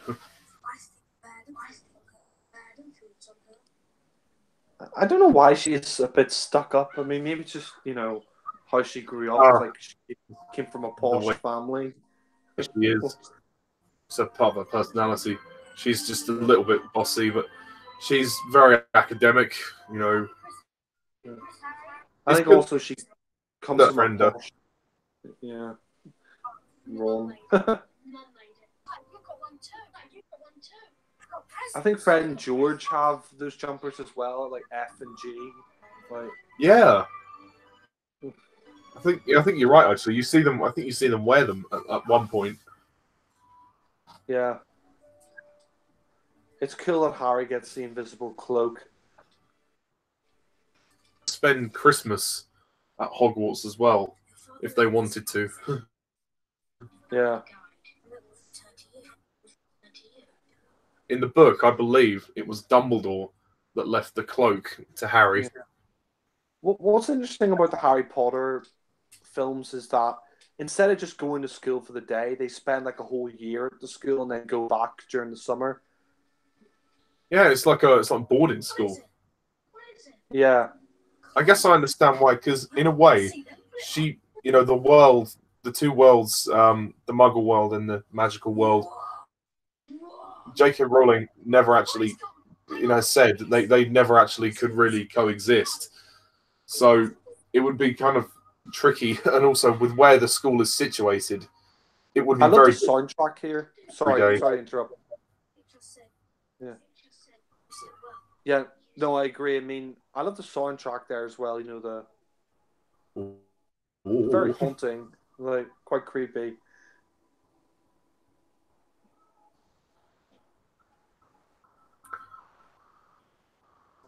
It's interesting that he comes across like Snape confronting Quirrell. Quirrell.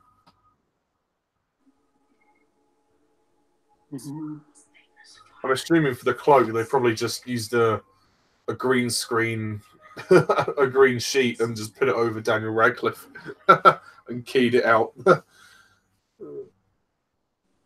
Well, the effect's still pretty well done.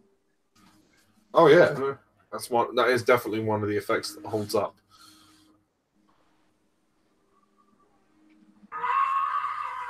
Oh god. What the fuck is that? It's me, my boy.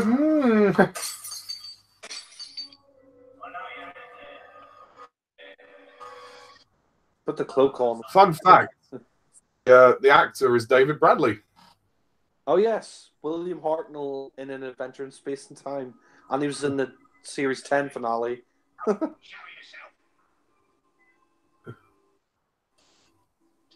love that he plays Phil's like Cockney, you're right. All right. Yeah. You might have just went, Harry, my boy.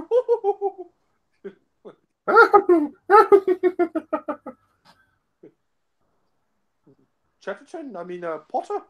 Oh. Cheaterton. I think he was a great choice to play William Hartnell, though. I mean, I loved him in An Adventure in Space and Time and the Series 10 finale. Sorry, the Christmas special, but I mean, he's great here as Finch as well. I mean, I remember him as Finch first.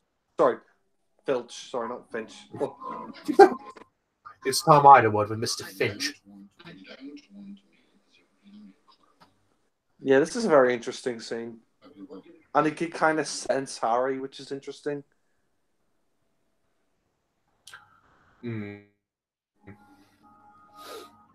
He's not stupid.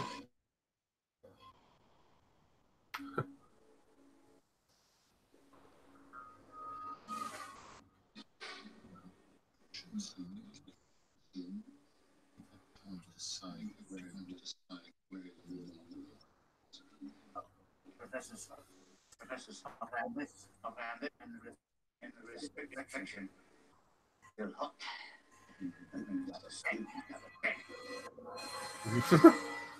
I think. Panic. I think David Bradley really eerie. wore false teeth. Oh, it was false teeth. Yeah, apparently he wore some false teeth when he was playing Filch. This scene here is really nice. I mean, it's really nice, but it's kind of sad in a lot of ways that he sees his parents in the mirror. I choose for my favorite scene in this film just because of the emotion. We see Harry's parents, and he gets to, see what he truly wants in life, which is his family, and the crucial part of this story. Soundtrack is just great, and this scene is great. I'd say it's one of my favorite scenes from the film. Yeah, and actually, to be fair, I think it helped you really emotionally connect with Harry. Yeah, you feel really bad. I mean, because he never knew his parents. You know. Mm. I mean, he was 1 when they died. Yeah.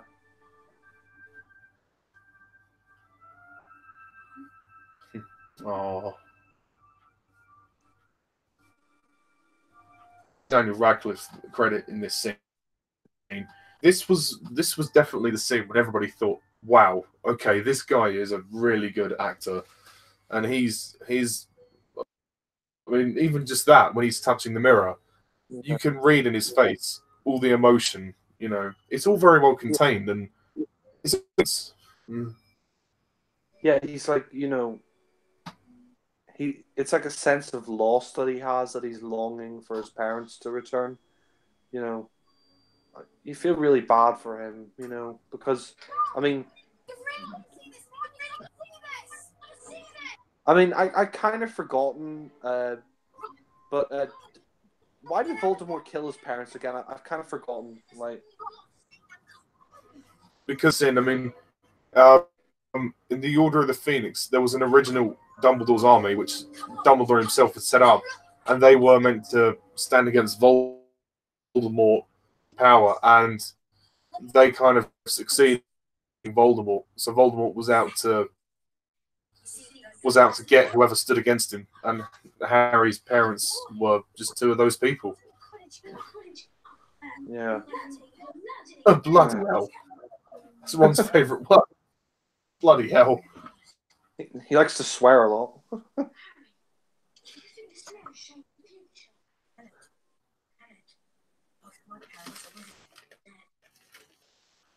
Oh. Oh, I love the mirror is Ed, which is designed, which is very clever.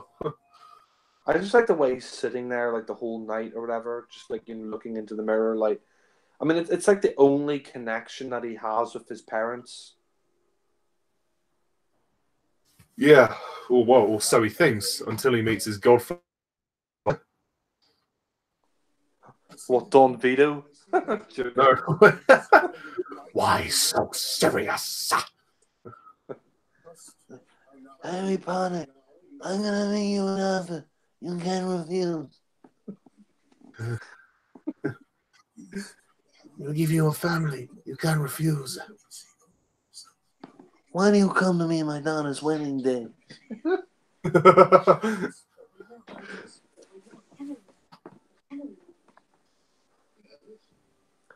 I really like the scene between him and Richard Harris. I mean, it just shows like how great of an actor he is and how great Daniel Radcliffe is as well. Mm.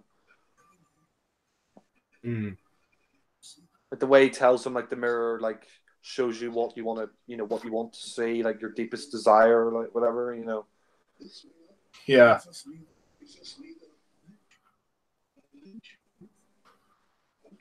They actually used this mirror in The Crimes of Grindelwald as well. Young Dumbledore has it then, and he looks into the mirror he truly wants. Yeah. I mean, Richard Harris, like I said before, I mean, he is easily, I think, the best Dumbledore. I mean, Michael Gambon did a good job, but I just think his Dumbledore was like way too aggressive sometimes. And, for me, Richard Harris captured Dumbledore perfectly. And it's a shame that he Yeah, passed away. But it is a shame. yeah. I mean, I think his one is more sincere, but I do like Michael Gambon's portrayal. He Yeah. was good, and he definitely filled in the role nicely, especially towards the end. Yeah, and I think Gambon was good. I mean, it wasn't their fault that, Harris passed away, but, I think the yeah. Philosopher's Stone probably has the best films.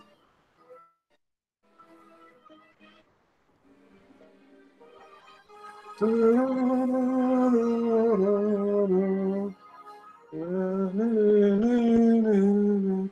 I probably have to agree with you on the score. What were you going to say? Sorry. Sorry to interrupt you. That shot of Hogwarts was great when Hedwig was Oh yeah, brilliant shot. Yeah. Funny, this scene, there's two versions of it, because in the American version, obviously, stone, but for this, they say Philosopher's Stone. So I think they had to shoot this scene twice and do two different cuts of the movie just for the Americans and for the British. To be honest, I don't know why they renamed it the Sorcerer's Stone for America. I mean, what's wrong with the Philosopher's Stone? You know. Oh, I don't know. I mean, apparently it was some bullshit reason that Americans wouldn't understand what Philosopher actually is, which I think is really, harsh. I think that's insulting, to be honest. I mean, I think that's really insulting because, of course, Americans know what philosophers are. You know, I don't know why they need to call it the Sorcerer's Stone, but whatever. Yeah. Yeah. This film's been on for 1 hour 38 minutes. It's insane. Yeah. I love Hagrid's hut. I love Hagrid's hut. Well, Hagrid never actually told them about the stone, but he just dropped loads of hints. Yeah. I love the way they all say that in sync. Yeah. Speaking about the stone itself, there's actually a moment in the Crimes of Grindelwald where you actually do see the philosopher, because we see Nicholas Flamel. He actually appears in the film. I love Hagrid's dog. Fang. Wow. Emma Watson looks really small on that sofa. Yeah, I told you it was weird that they were small.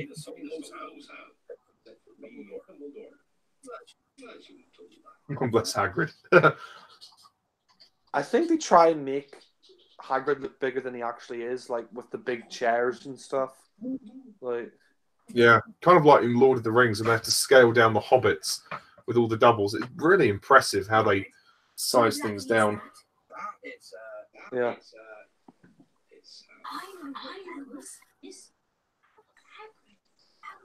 We've got about an hour left. Oh, 50 minutes. Oh. This is quite a long film, to be fair. Yeah. I don't think the next film does push it a little bit too long. 2 hours, 40 minutes is way too long, I think, for a young audience to sit down. I mean, funny you should say that. The running time for Chamber's Secrets never used to bother me, but yeah. That's not just a dragon. That's an Norwegian Ridgeback. My brother Charlie works with these Romanian. Brother Charlie. Oh, bless him. Look, he knows his mummy. Isn't he beautiful? Oh, bless him. Look, he knows... Norbert.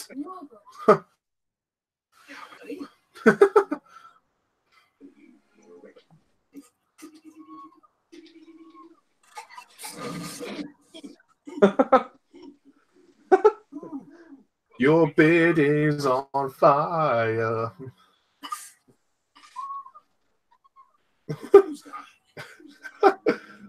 Malfoy. Oh, God. And they get in trouble as well. Mm. Was it McGonagall deducts points from Gryffindor? Oh. I'm from Slytherin. Because Malfoy was wandering around as well.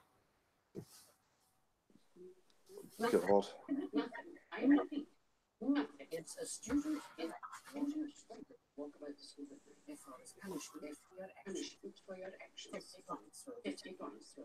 What?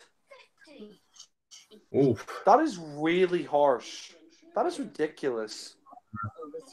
I mean, who cares? To be fair, Sorry, get up. So, well, I mean, they did run around at night when they weren't supposed to. So I know, but I mean, you know, all they're doing is walking about at night. You know, I mean, come on, it's not that bad, you know.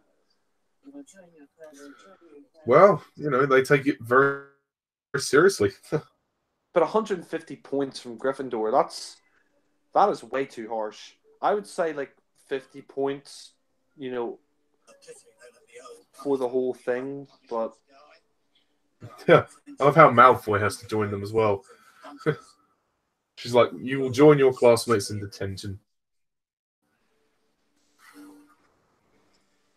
yeah, Scene I didn't really, on the I same didn't really, night. yeah, I didn't really get detention when I was in school. Like, Oh, he was a good boy, was he? I only got it once or twice for being late. That was it. Just can be a nuisance. It's funny. This scene is a little confusing in a way because I used to think that this night as like I thought it was literally just after they'd seen McGonagall. But no, they talk about the dragon who's been given away, so it's on a different night. So it's a little bit misleading, but it's not really a bad thing at all. Yeah. In the book, there's a little bit between the last scene and this scene.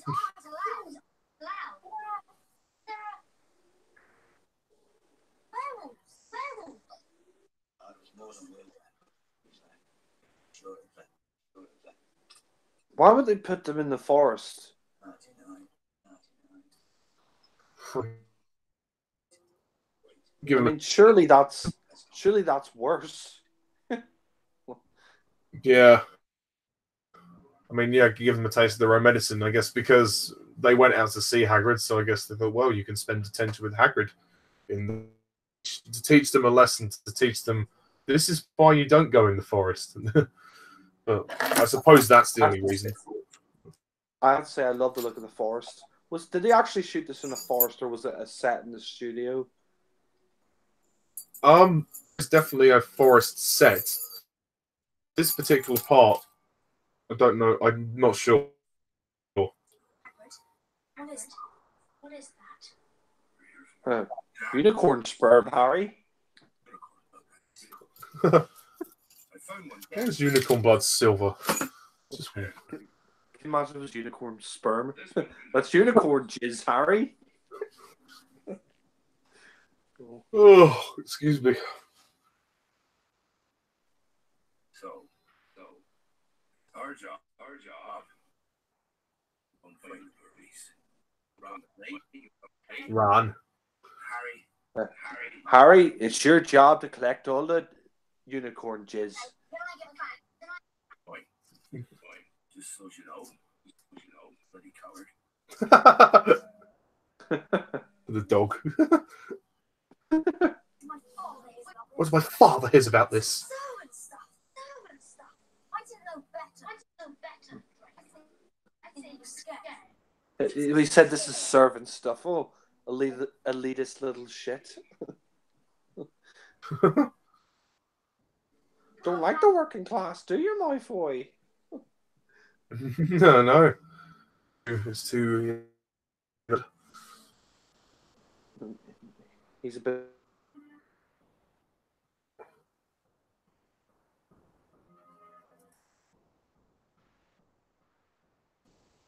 This is pretty scary stuff, to be fair.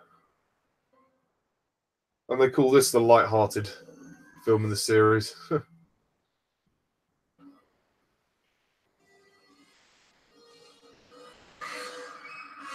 Ooh.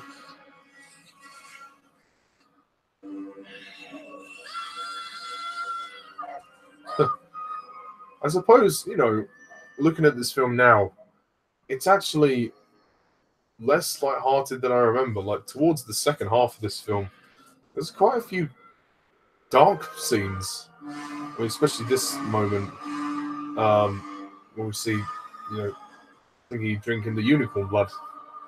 Ugh. And the music to go along with it is scary as well. Obviously, darker stuff in the films are yet to come. It's quite effective.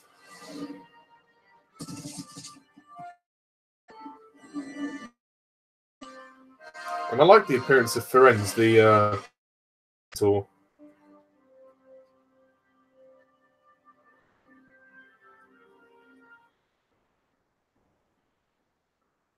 Harry Potter must leave. I think the CGI on Firenze is good. He manages to hold up pretty well for 2001.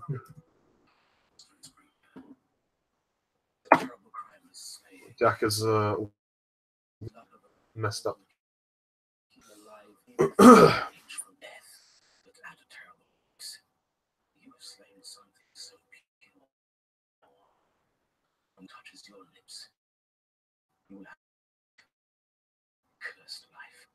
Cursed life. Do you mean to say of the unicorn drinking its blood? That was Voldemort. You know what is hidden in the school at this very moment, Mr. Potter. There he is. Friends, see you met our young Mr. Potter. Mr. Potter. Go right there, Harry. Hello, Harry. Hello, Jack. This is where I leave. Yeah, the He's a white CGI player. of the centaur is dated a bit.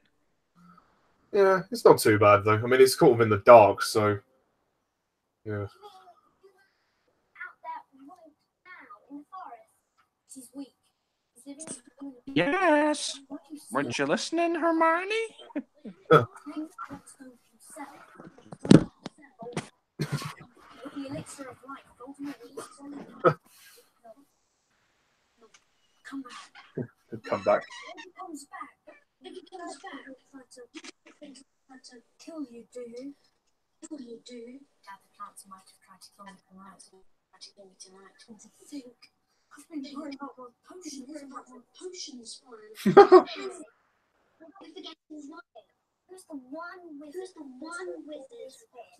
was fit? Dumbledore. Professor Dumbledore. You're safe. Long as Dumbledore's around, can't be touched. I can touch him now. From the goblet. I found that rather important. Speak for yourself. What there, Harry?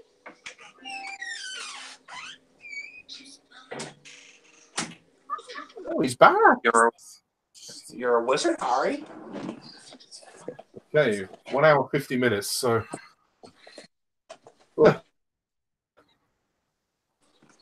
It's been pretty. The pacing's been pretty good so far. yeah, I think so. What's the shortest film of the Harry Potter series? The last one. It's only 2 hours 10 minutes. Why didn't I see it before?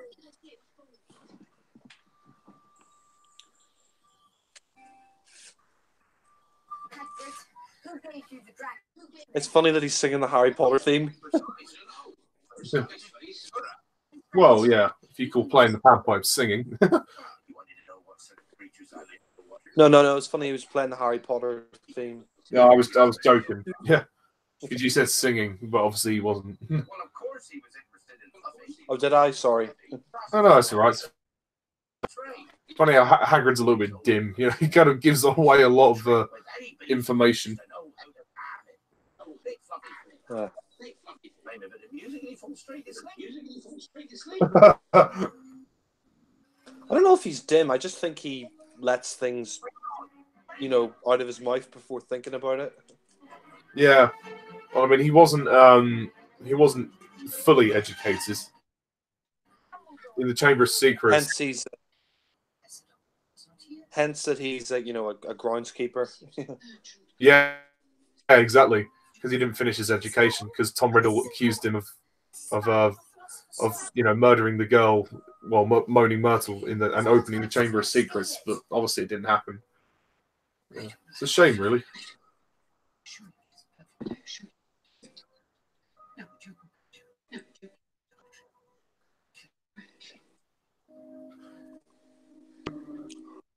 Maggie Smith's really good in this, actually.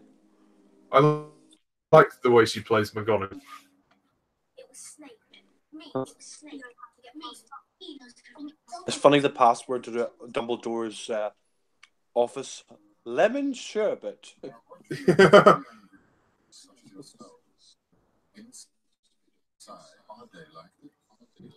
This is a Oh bit dear, creepy.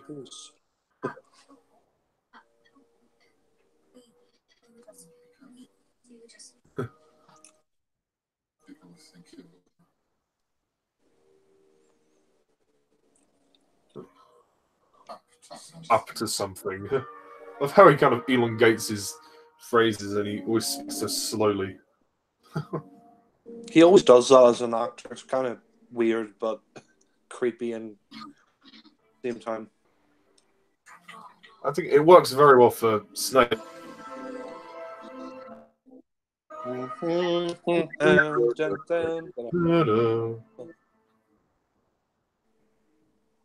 Now we're getting to the climax of this first picture. Neither should you. You. You're Sneaking out again, aren't you? sneaking out again. Listen. No, no. I won't let you. Neville Longbottom. Oh, bless him. Neville, I'm really, really sorry about this.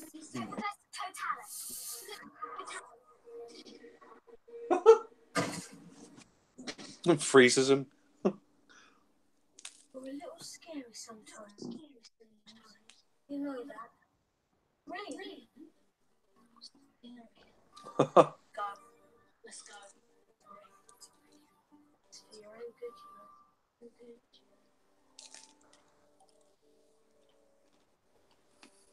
Ow! You still my foot.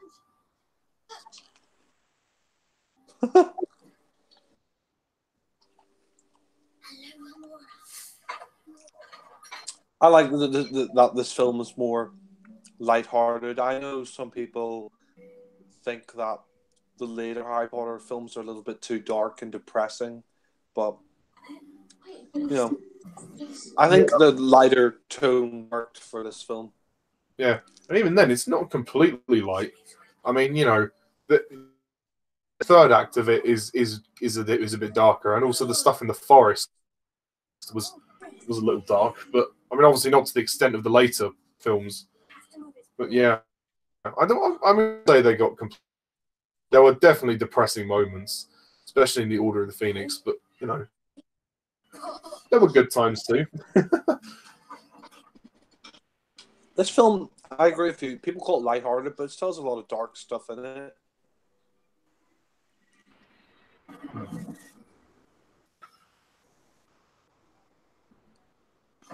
I suppose it had to be lighthearted as well. You can't, you know, introduce people to the Harry Potter world, you know, in a very dark, depressing way or a dark way.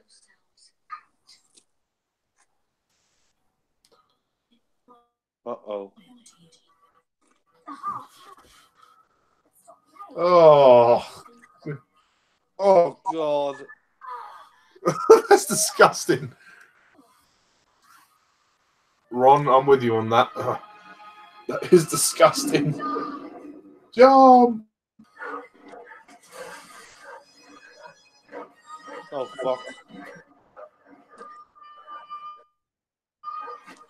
I remember this level in the game. You had to use a spell on all the plants. Oh yeah, this stuff is nasty.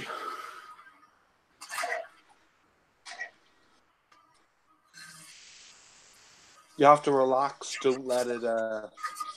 Don't struggle. Yeah, This is Devil's Snare. strangled. Will make hair. Well,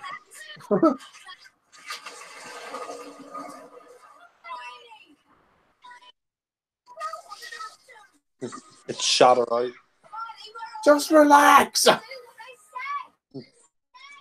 How could you relax in that? Yeah. Yeah, I'm fine. So relaxing, is He won't relax. How could you relax in something like that, though?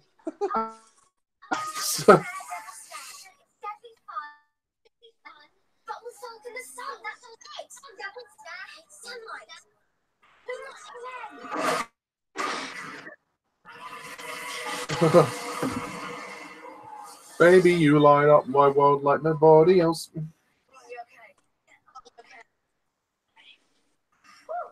Devil snare.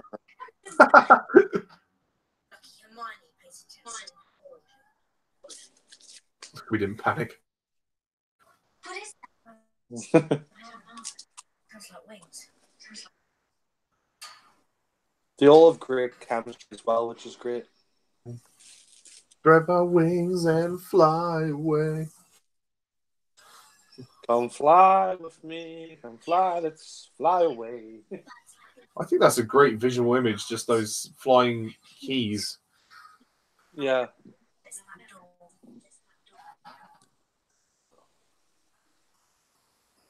What's this all about?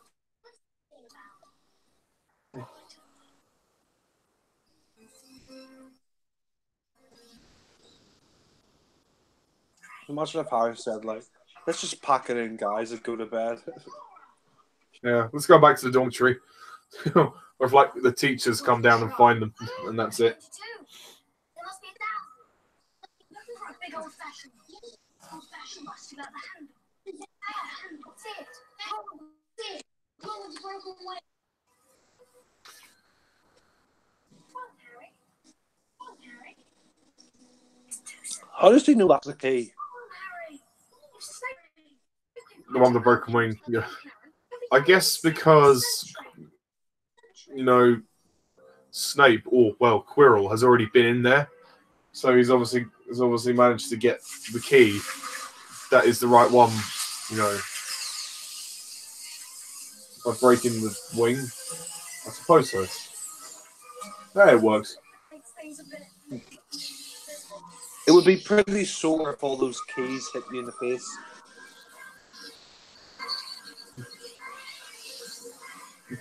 But also, it's actually the only silver key as well. Harry's kind of trained for this moment, though, since he's gone for the snitch.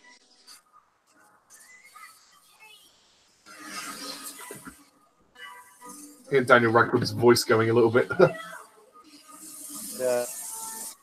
Puberty.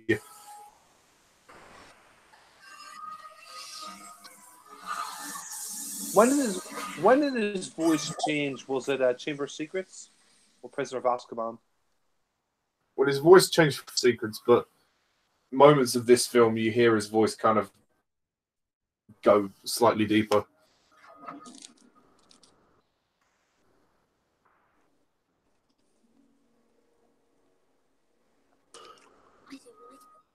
I heard they had to reshoot bits of Chamber of Secrets because Daniel Radcliffe's voice broke.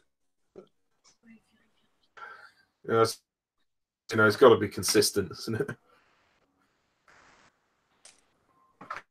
Yeah. I love this. The giant chess game that they have. One of the best moments in a great moment in the film. And how much must it cost? I mean, I agree. It must cost a fortune to make that. yes. This whole chess scene is probably my favorite scene in the film.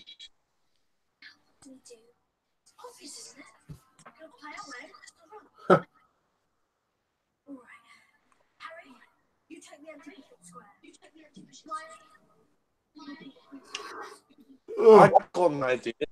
Why don't they just get off the chessboard and go around it? They can't, because down the side there's like a pit, so they just fall into nothing. Oh, fair enough. And they can't go forward without playing the games.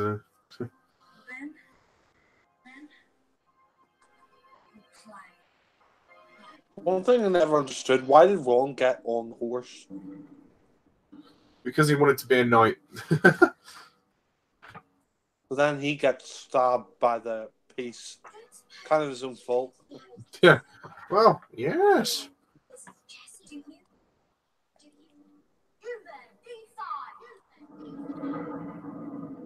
B5. All right.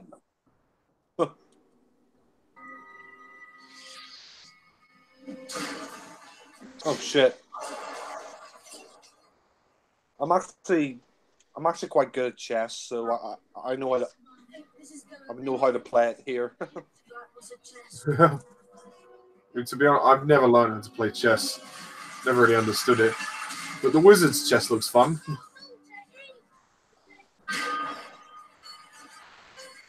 It's basically the same as normal chess, except it's called Wizard's chess.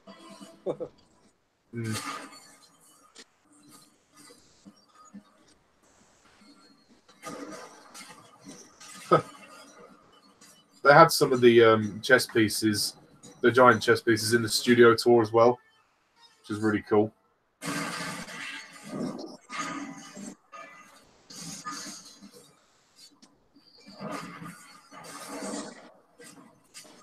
Wow.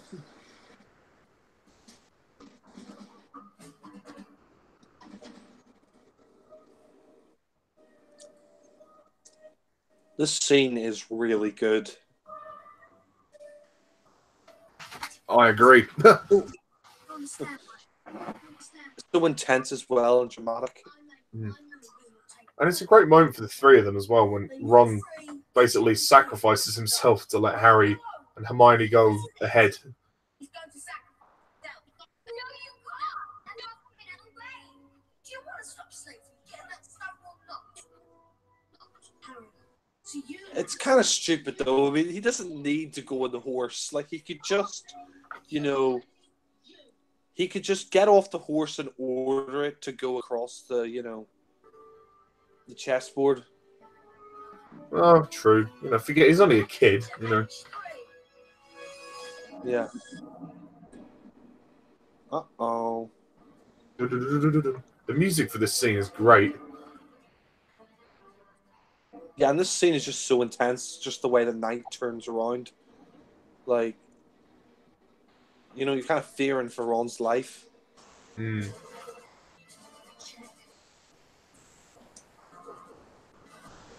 Checkmate. Imagine Ron died. That'd be interesting. That'd be a bit dark for the first film. Yeah.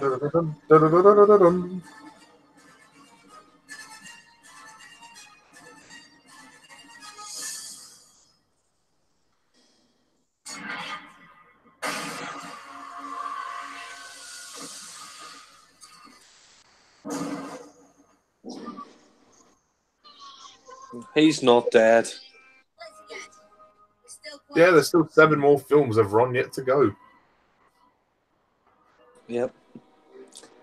It's funny that Ron ended up with Hermione. I always thought Harry would end up with Hermione. Yeah, everybody got that impression, but it's Ron and Hermione. I guess because Harry ends up with Ron's sister, Ginny. So, yeah, I always found that so weird that he ended up with Ron's sister. But I mean, you can tell from the first time she meets Harry in Chamber of Secrets that she fancies him. Oh yes, totally.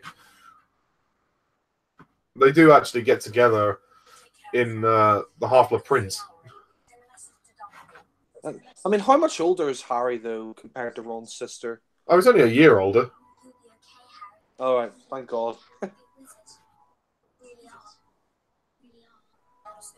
mean, she just starts at Hogwarts in the Chamber of Secrets because she's a year younger than them, so she was too young to go to Hogwarts in this instance. I think as the series goes on, you could see that Ron starts to fancy Hermione, like in the Goblet of Fire and stuff. Yeah. I love that. Because Hermione and Harry are basically, they're like brother and sister. He sees her as a sister, but everybody keeps thinking that they're like together, which is a bit frustrating for them. Yeah. Although, to be honest, I wouldn't mind to be together if Emma Watson. That's true. And this is a great finale to this film. We find out it was Professor Quirrell. I mean, were you surprised that it was Quirrell the first time you saw it? Well, I think the first time, yeah, because I was very young, so I didn't really understand. I didn't see it as obviously, but watching it now, I can see how it could be Quirrell. Yeah. The only scene that really gives it away is the scene where he, says, "Troll in the dungeon." Like, That's true.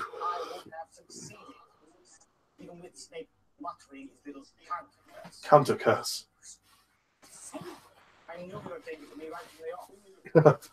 Snape tried to save him, and now Harry, you know why. I think Quirrell's a good villain. Yeah, like that he doesn't then the actually scene have where a you- stutter. Yeah, and it's actually quite interesting to find out that Voldemort's head is behind his turban. I mean, that always creeped me out when I was younger. That always disturbed me that Voldemort's head was on the back of his. Like, Yeah, I agree. Well, I think it was good, and the voice he does for Voldemort is very good. And I think Ralph Fiennes used that as a template for his Voldemort when we see him in the Goblet of Fire. yeah. Use the boy.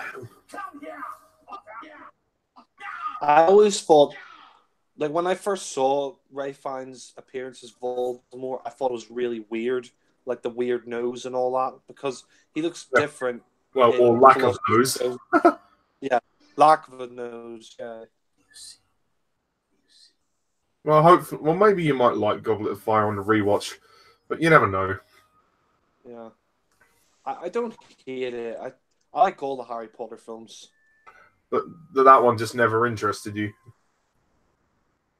I just remember being a bit disappointed when I saw it in the cinema, but I may enjoy it a lot more when I rewatch. I haven't seen it in a long time, so I could enjoy it a lot more. But yeah. Mm.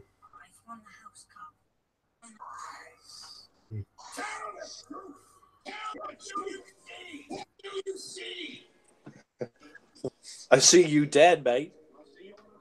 The only thing that confuses me about Quirrell, the fact that, when Harry earlier tried to shake his hand, Quirrell hesitated and didn't. And then, as if he knew that he would get destroyed from it. But then he says, "Oh, what is this magic? Oh," so it makes it kind of misleading and kind of confusing slightly. How did Voldemort get in the back of his head? I don't know actually. There is a backstory into it, but it's not explained in this film. My friend did try and explain it to me, but I can't remember. It is really disturbing. Ugh. Can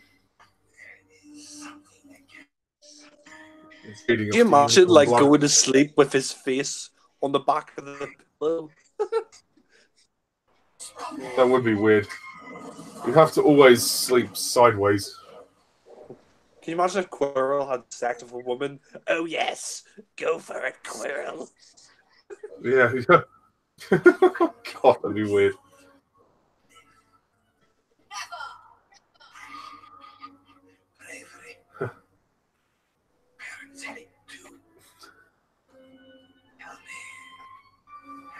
Harry.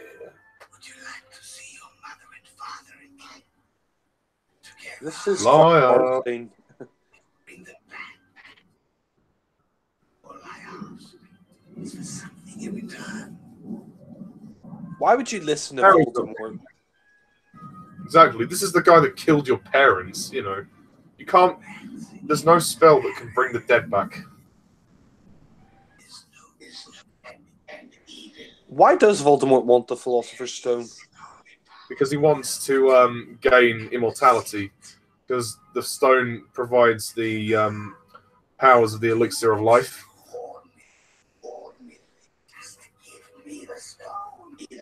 And he wants to obviously get into his own body as well. Yeah. Whoa. This is an intense scene. I mean, can you imagine killing a child? Damn. Yeah. Screw the social services that didn't turn up in the first place. Why you act surprised? Why would you act surprised if you didn't want to shake his hand earlier? How did he do that, though? It was the power of the stone and his mother's love. Oh, shit. Well, Dumbledore will explain at the very end. Literally, Harry's a murderer. Well, to be fair. Always creeped me out where, like, he crumbled into stone. The ash. Yeah. Yeah, I guess, well, the position of defense against the dark arts teacher has been reopened. Harry's a murderer. Oh, well, he's going to continue his education, as you do. It's like, yes, Harry, you murdered Professor Quirrell, but not to worry. Yeah, it won't go down on your permanent record. Don't worry, you won't go to jail for it, Harry.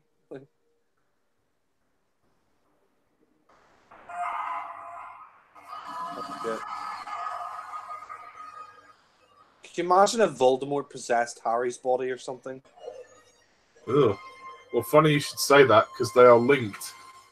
They are connected. What happens to the Philosopher's Stone? It gets destroyed. Oh, yes. Dumbledore has it destroyed. Probably for the best. To be honest, you probably should have done it in the first place. Yeah. But no, he tried to hide it away, and then that didn't work.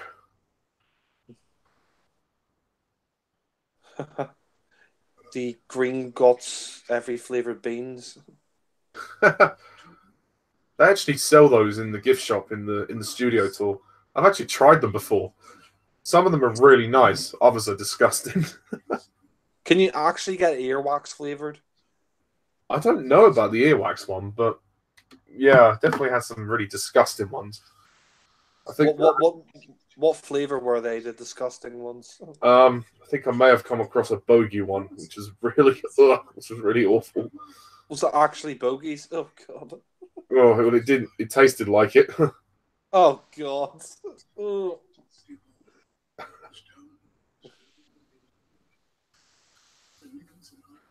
How long his hair and beard are. Yeah, get a flipping shave, Dumbledore. Razor. Have you ever heard of Gillette? Oh, let's not talk about that ad. Oh, God.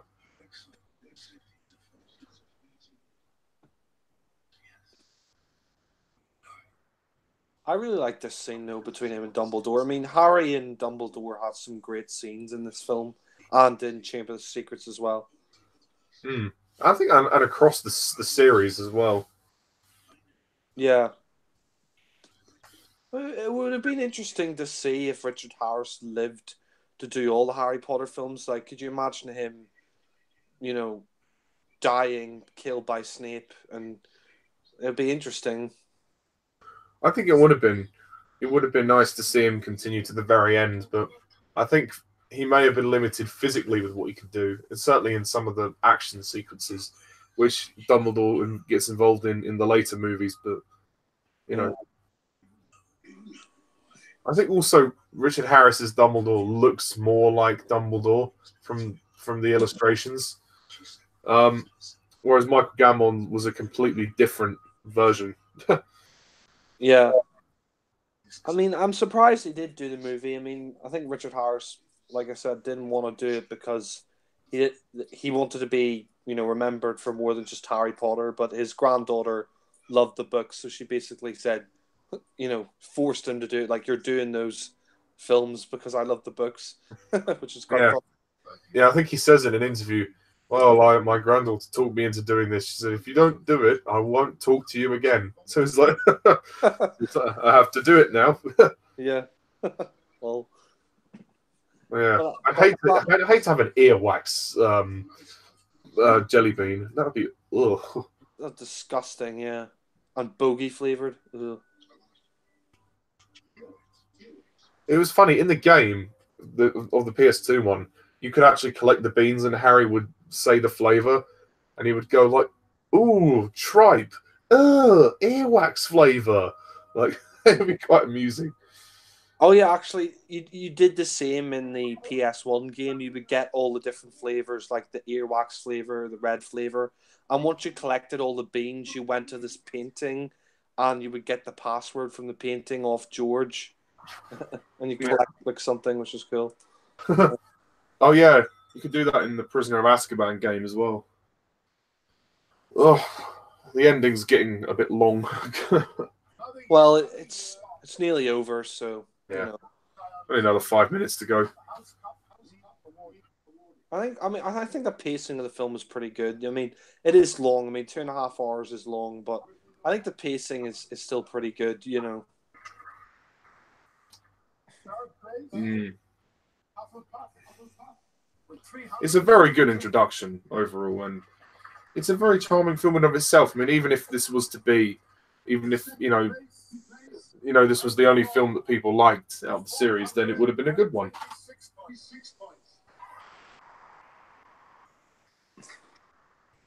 Oh yeah. I know some people only liked Philosopher's Stone. Some people. Like, what I don't get is why would Dumbledore award the House Cup and then re-award points and then award the cup again? Why do that? Why not just, award the points before giving Slytherin the false hope? I think maybe it's to give Harry and all a boost or something. I don't know.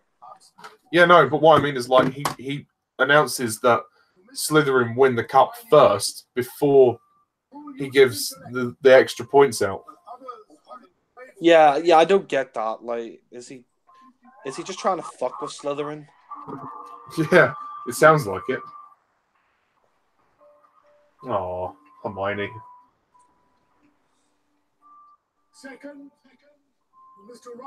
I'd say they are quite cute back then.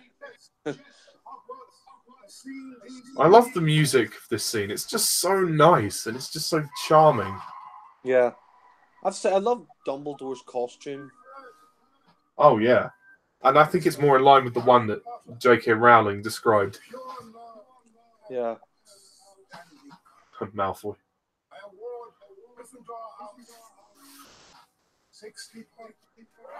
Woo! I love this scene. Can't deny this film has such a lovely ending. Yeah. I mean, I love the film. It just has such charm. And such imagination. The world is magical and it's so easy to be immersed into it. Yeah. Yeah, I agree. I absolutely love it. I mean, for me, this is the first Harry Potter film I saw. It introduced me to the world, and it will always be definitely one of my favorites. I mean, like, it's just a great introduction to the world, and I could see why a lot of people love this film. And for me, it is probably my second favorite of the series. I mean, as the series goes on, it will get more complicated in terms of the story and darker. But it's nice just to have this one. This is probably the easiest watch, just because the story's not as complicated yet. I love that bit there where Hagrid just goes, "Yes!" Like Malfoy, really jealous. The music is just great. Yeah. I mean, I love all the music for all the 8 films, but I think Philosopher's Stone probably has the best score because it was the first one, and it's so identifiable. Yeah.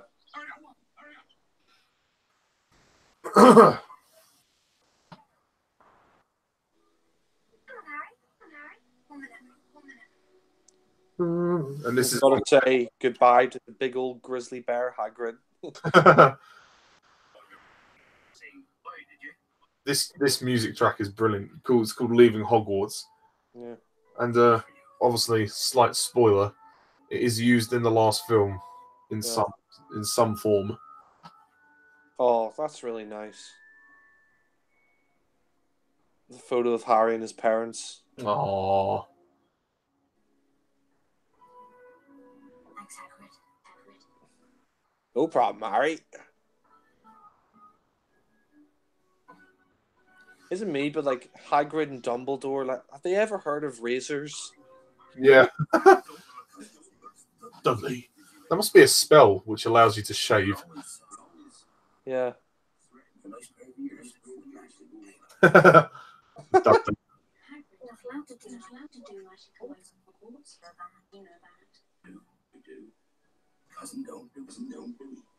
Does Hagrid get rid of the tail? I think it goes away eventually.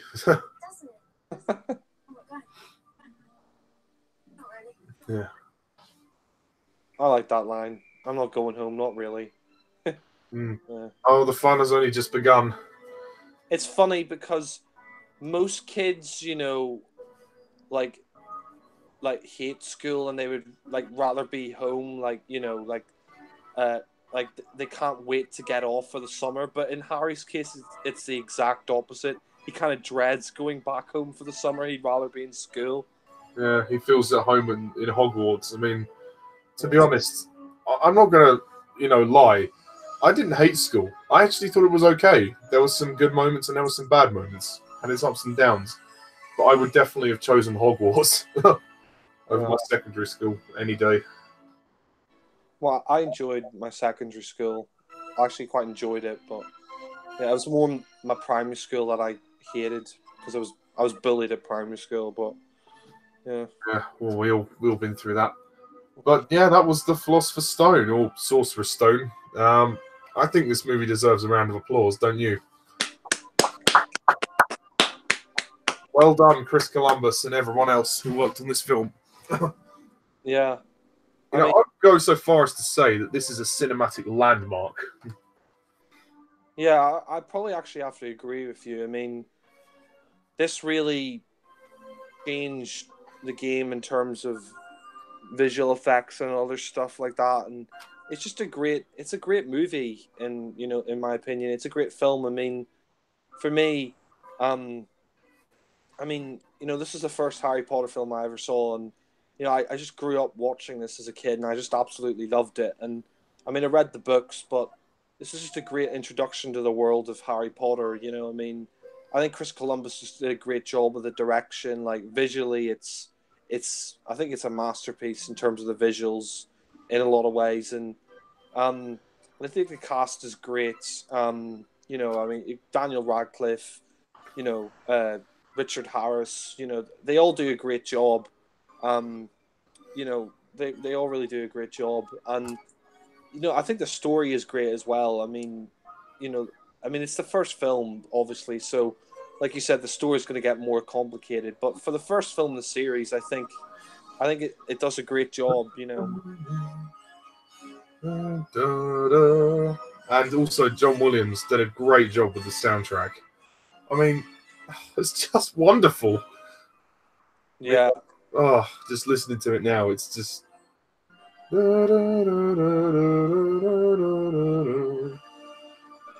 I couldn't agree more with you, Jack. It's such a great film. It holds a special place in my heart, being the first of the Harry Potter films, but also my earliest memory of going to the cinema. And this is why I go to the cinema, because I love to see escapist fantasy and just escapist film. I mean, the Harry Potter series was definitely is definitely some of the best fantasy filmmaking ever, alongside the Lord of the Rings as just fantastic. I mean, this film, it's not my favorite of the series, and I do think some effects are slightly dated. Yeah. And I think maybe the film is just a tad bit too long. In places it does kind of slow down, but not too much. I mean, for what it did amazing, and it is visually phenomenal, and it introduced us to the world of Hogwarts. And yes, the story will get more complicated, and it proved that child actors can carry a movie. So yeah. I think it deserves a strong 9 out of 10. Yeah.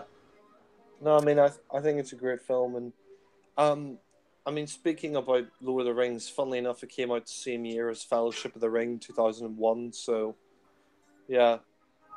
I mean, as for me, I'll save my rating for when I review the film, but I pretty much agree with everything you said. I mean, 0? yes, 0. No, well, no, I wouldn't give any of the Harry Potter films a 0. Like, yeah, but Oh, yeah. no, but I still like that one. You know? Yeah. No, I think all the Harry Potter movies are good. I mean, even though Goblet of Fire wasn't my favorite, I still think it's a good film. You know, none of them are shit or just, okay or whatever. They're all really good. So, I mean, Yeah.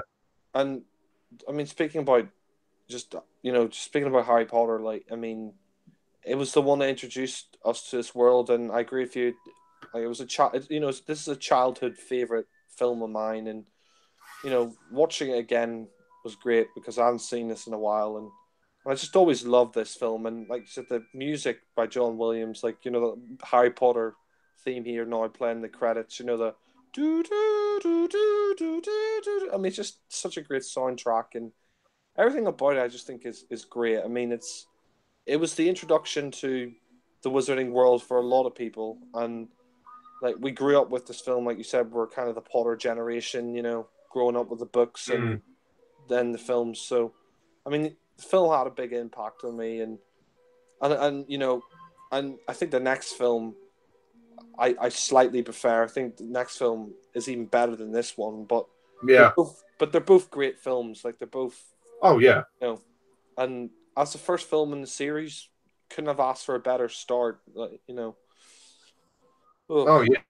Yeah, absolutely. I mean, these films range from great to amazing. Yeah, there isn't one that really lets the series down for me. I mean, obviously, is in a different league, but we'll get to those later. But no, this first one, I have nothing but respect for it, love for it. I think, oddly enough, Chris Columbus, I think maybe was the perfect choice to direct this film. He's great with the kids. He told the story very well to them.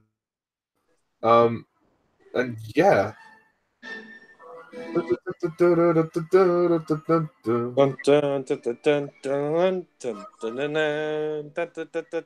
Such a great soundtrack, really is. Like, John Williams really outdid himself with the soundtrack. I mean, it's such an iconic soundtrack as well. Like, and one thing I also say as well is, yeah, it's just a great British movie as well. It's a great British film. I mean, you got mainly British cast, and it's just a great film. Like, it really is. I mean, and it's a great film for young children, I think, as well. I think a lot of young children, even nowadays, will watch this film and be inspired by it and be, taken away by the world of Harry Potter. And I mean, and I think, and I think as well, like, the books. I mean, I have to say, like, the books by J.K. Rowling they're just fantastic. I mean, the books as well. I definitely say, if you want to, like, know even more about the world of Harry Potter, then definitely check out the books as well. Like, read the books, because without the books, we wouldn't have the films, and we wouldn't have the franchise that's still going today. With the Fantastic Beasts and all that. So, yeah. But I can safely say that those Fantastic Beasts movies could never live up to these films, and especially this first one as well. Yeah. I mean, where it began. Yeah, I mean, I'm sorry, Harry, but I don't really understand how you could prefer the Fantastic Beasts films over all the Harry Potter films. I just don't think that, that those films would be on the same level as these films. But, fair enough. Opinions are opinions, but yeah. Oh, so good. It was really great watching this film again. And I can't believe it came out in 2001, 18 years ago. Yeah. I mean, I have to say it kicks the shit out of Attack of the Clones, which came out the year after. God. Yeah. Fully Chamber of Secrets was that. Chamber of Secrets kicked that film's arse. Anyway, sorry. slightly better. It just, it amps it up. I mean, we don't have to be established too much. We've kind of already been set into the main story, but there's just a new mystery in the story, and it is slightly darker and it's slightly more intriguing. I think it is a little bit longer as well, so it's just like 10 minutes longer. So just got to sit through another 10 minutes, but I still think it's a little bit better. Yeah, and that one is probably my favorite of the series. But yeah, I mean, is there anything else you wanted to say before we wrapped up? Not really. Just the Philosopher's Stone or Sorcerer's Stone. Great film, absolutely fantastic start to the series. And I could 10. I'd still give because I do think the scenes go on a little bit too long. 2.5 hours be stretching it, but there's not much else to complain about. And some of the effects are slightly dodgy, but that's natural wear and tear. So yeah, 9 out of 10 for me, and a thumbs up. If you haven't seen this movie, where have you been all my life? You've been missing out. Yeah. But yeah, and as for you, Jack, any closing thoughts before we finish? No, just that I love Harry Potter. I love the books, love the films, and I think Philosopher's Stone is a great introduction to the series, and it's just a great film. And I've always loved this film ever since I was a kid, and rewatching it again was great. And I think the story's really good. For the first film in the series, I think the visuals are fantastic. It is a visual masterpiece in terms of the whole look of it and everything, and I just think it's a great movie. I mean, it's a great film, and this is a film that introduces to the Harry Potter world and the Wizarding World franchise. So without this film, we wouldn't have the series as it is today, and it's a fantastic film, and all I have to say is that I will be reviewing it soon on my channel. So stay tuned for Harry Potter reviews. Yes. Yeah. Could I request, if you get a chance, obviously, do an opening sketch? Well, we'll see. Yeah, I mean, if you can't, you can't. But it's always worth asking because I love your sketches. Well, yeah, that would be good. But yeah, so that's all I have to say, really. Yeah. Yeah, I guess that's it for now, folks. So thank you for listening for this commentary, and I'm sure we'll be doing the rest of the films at some point down the line. So until next time, this is Jack. Mischief.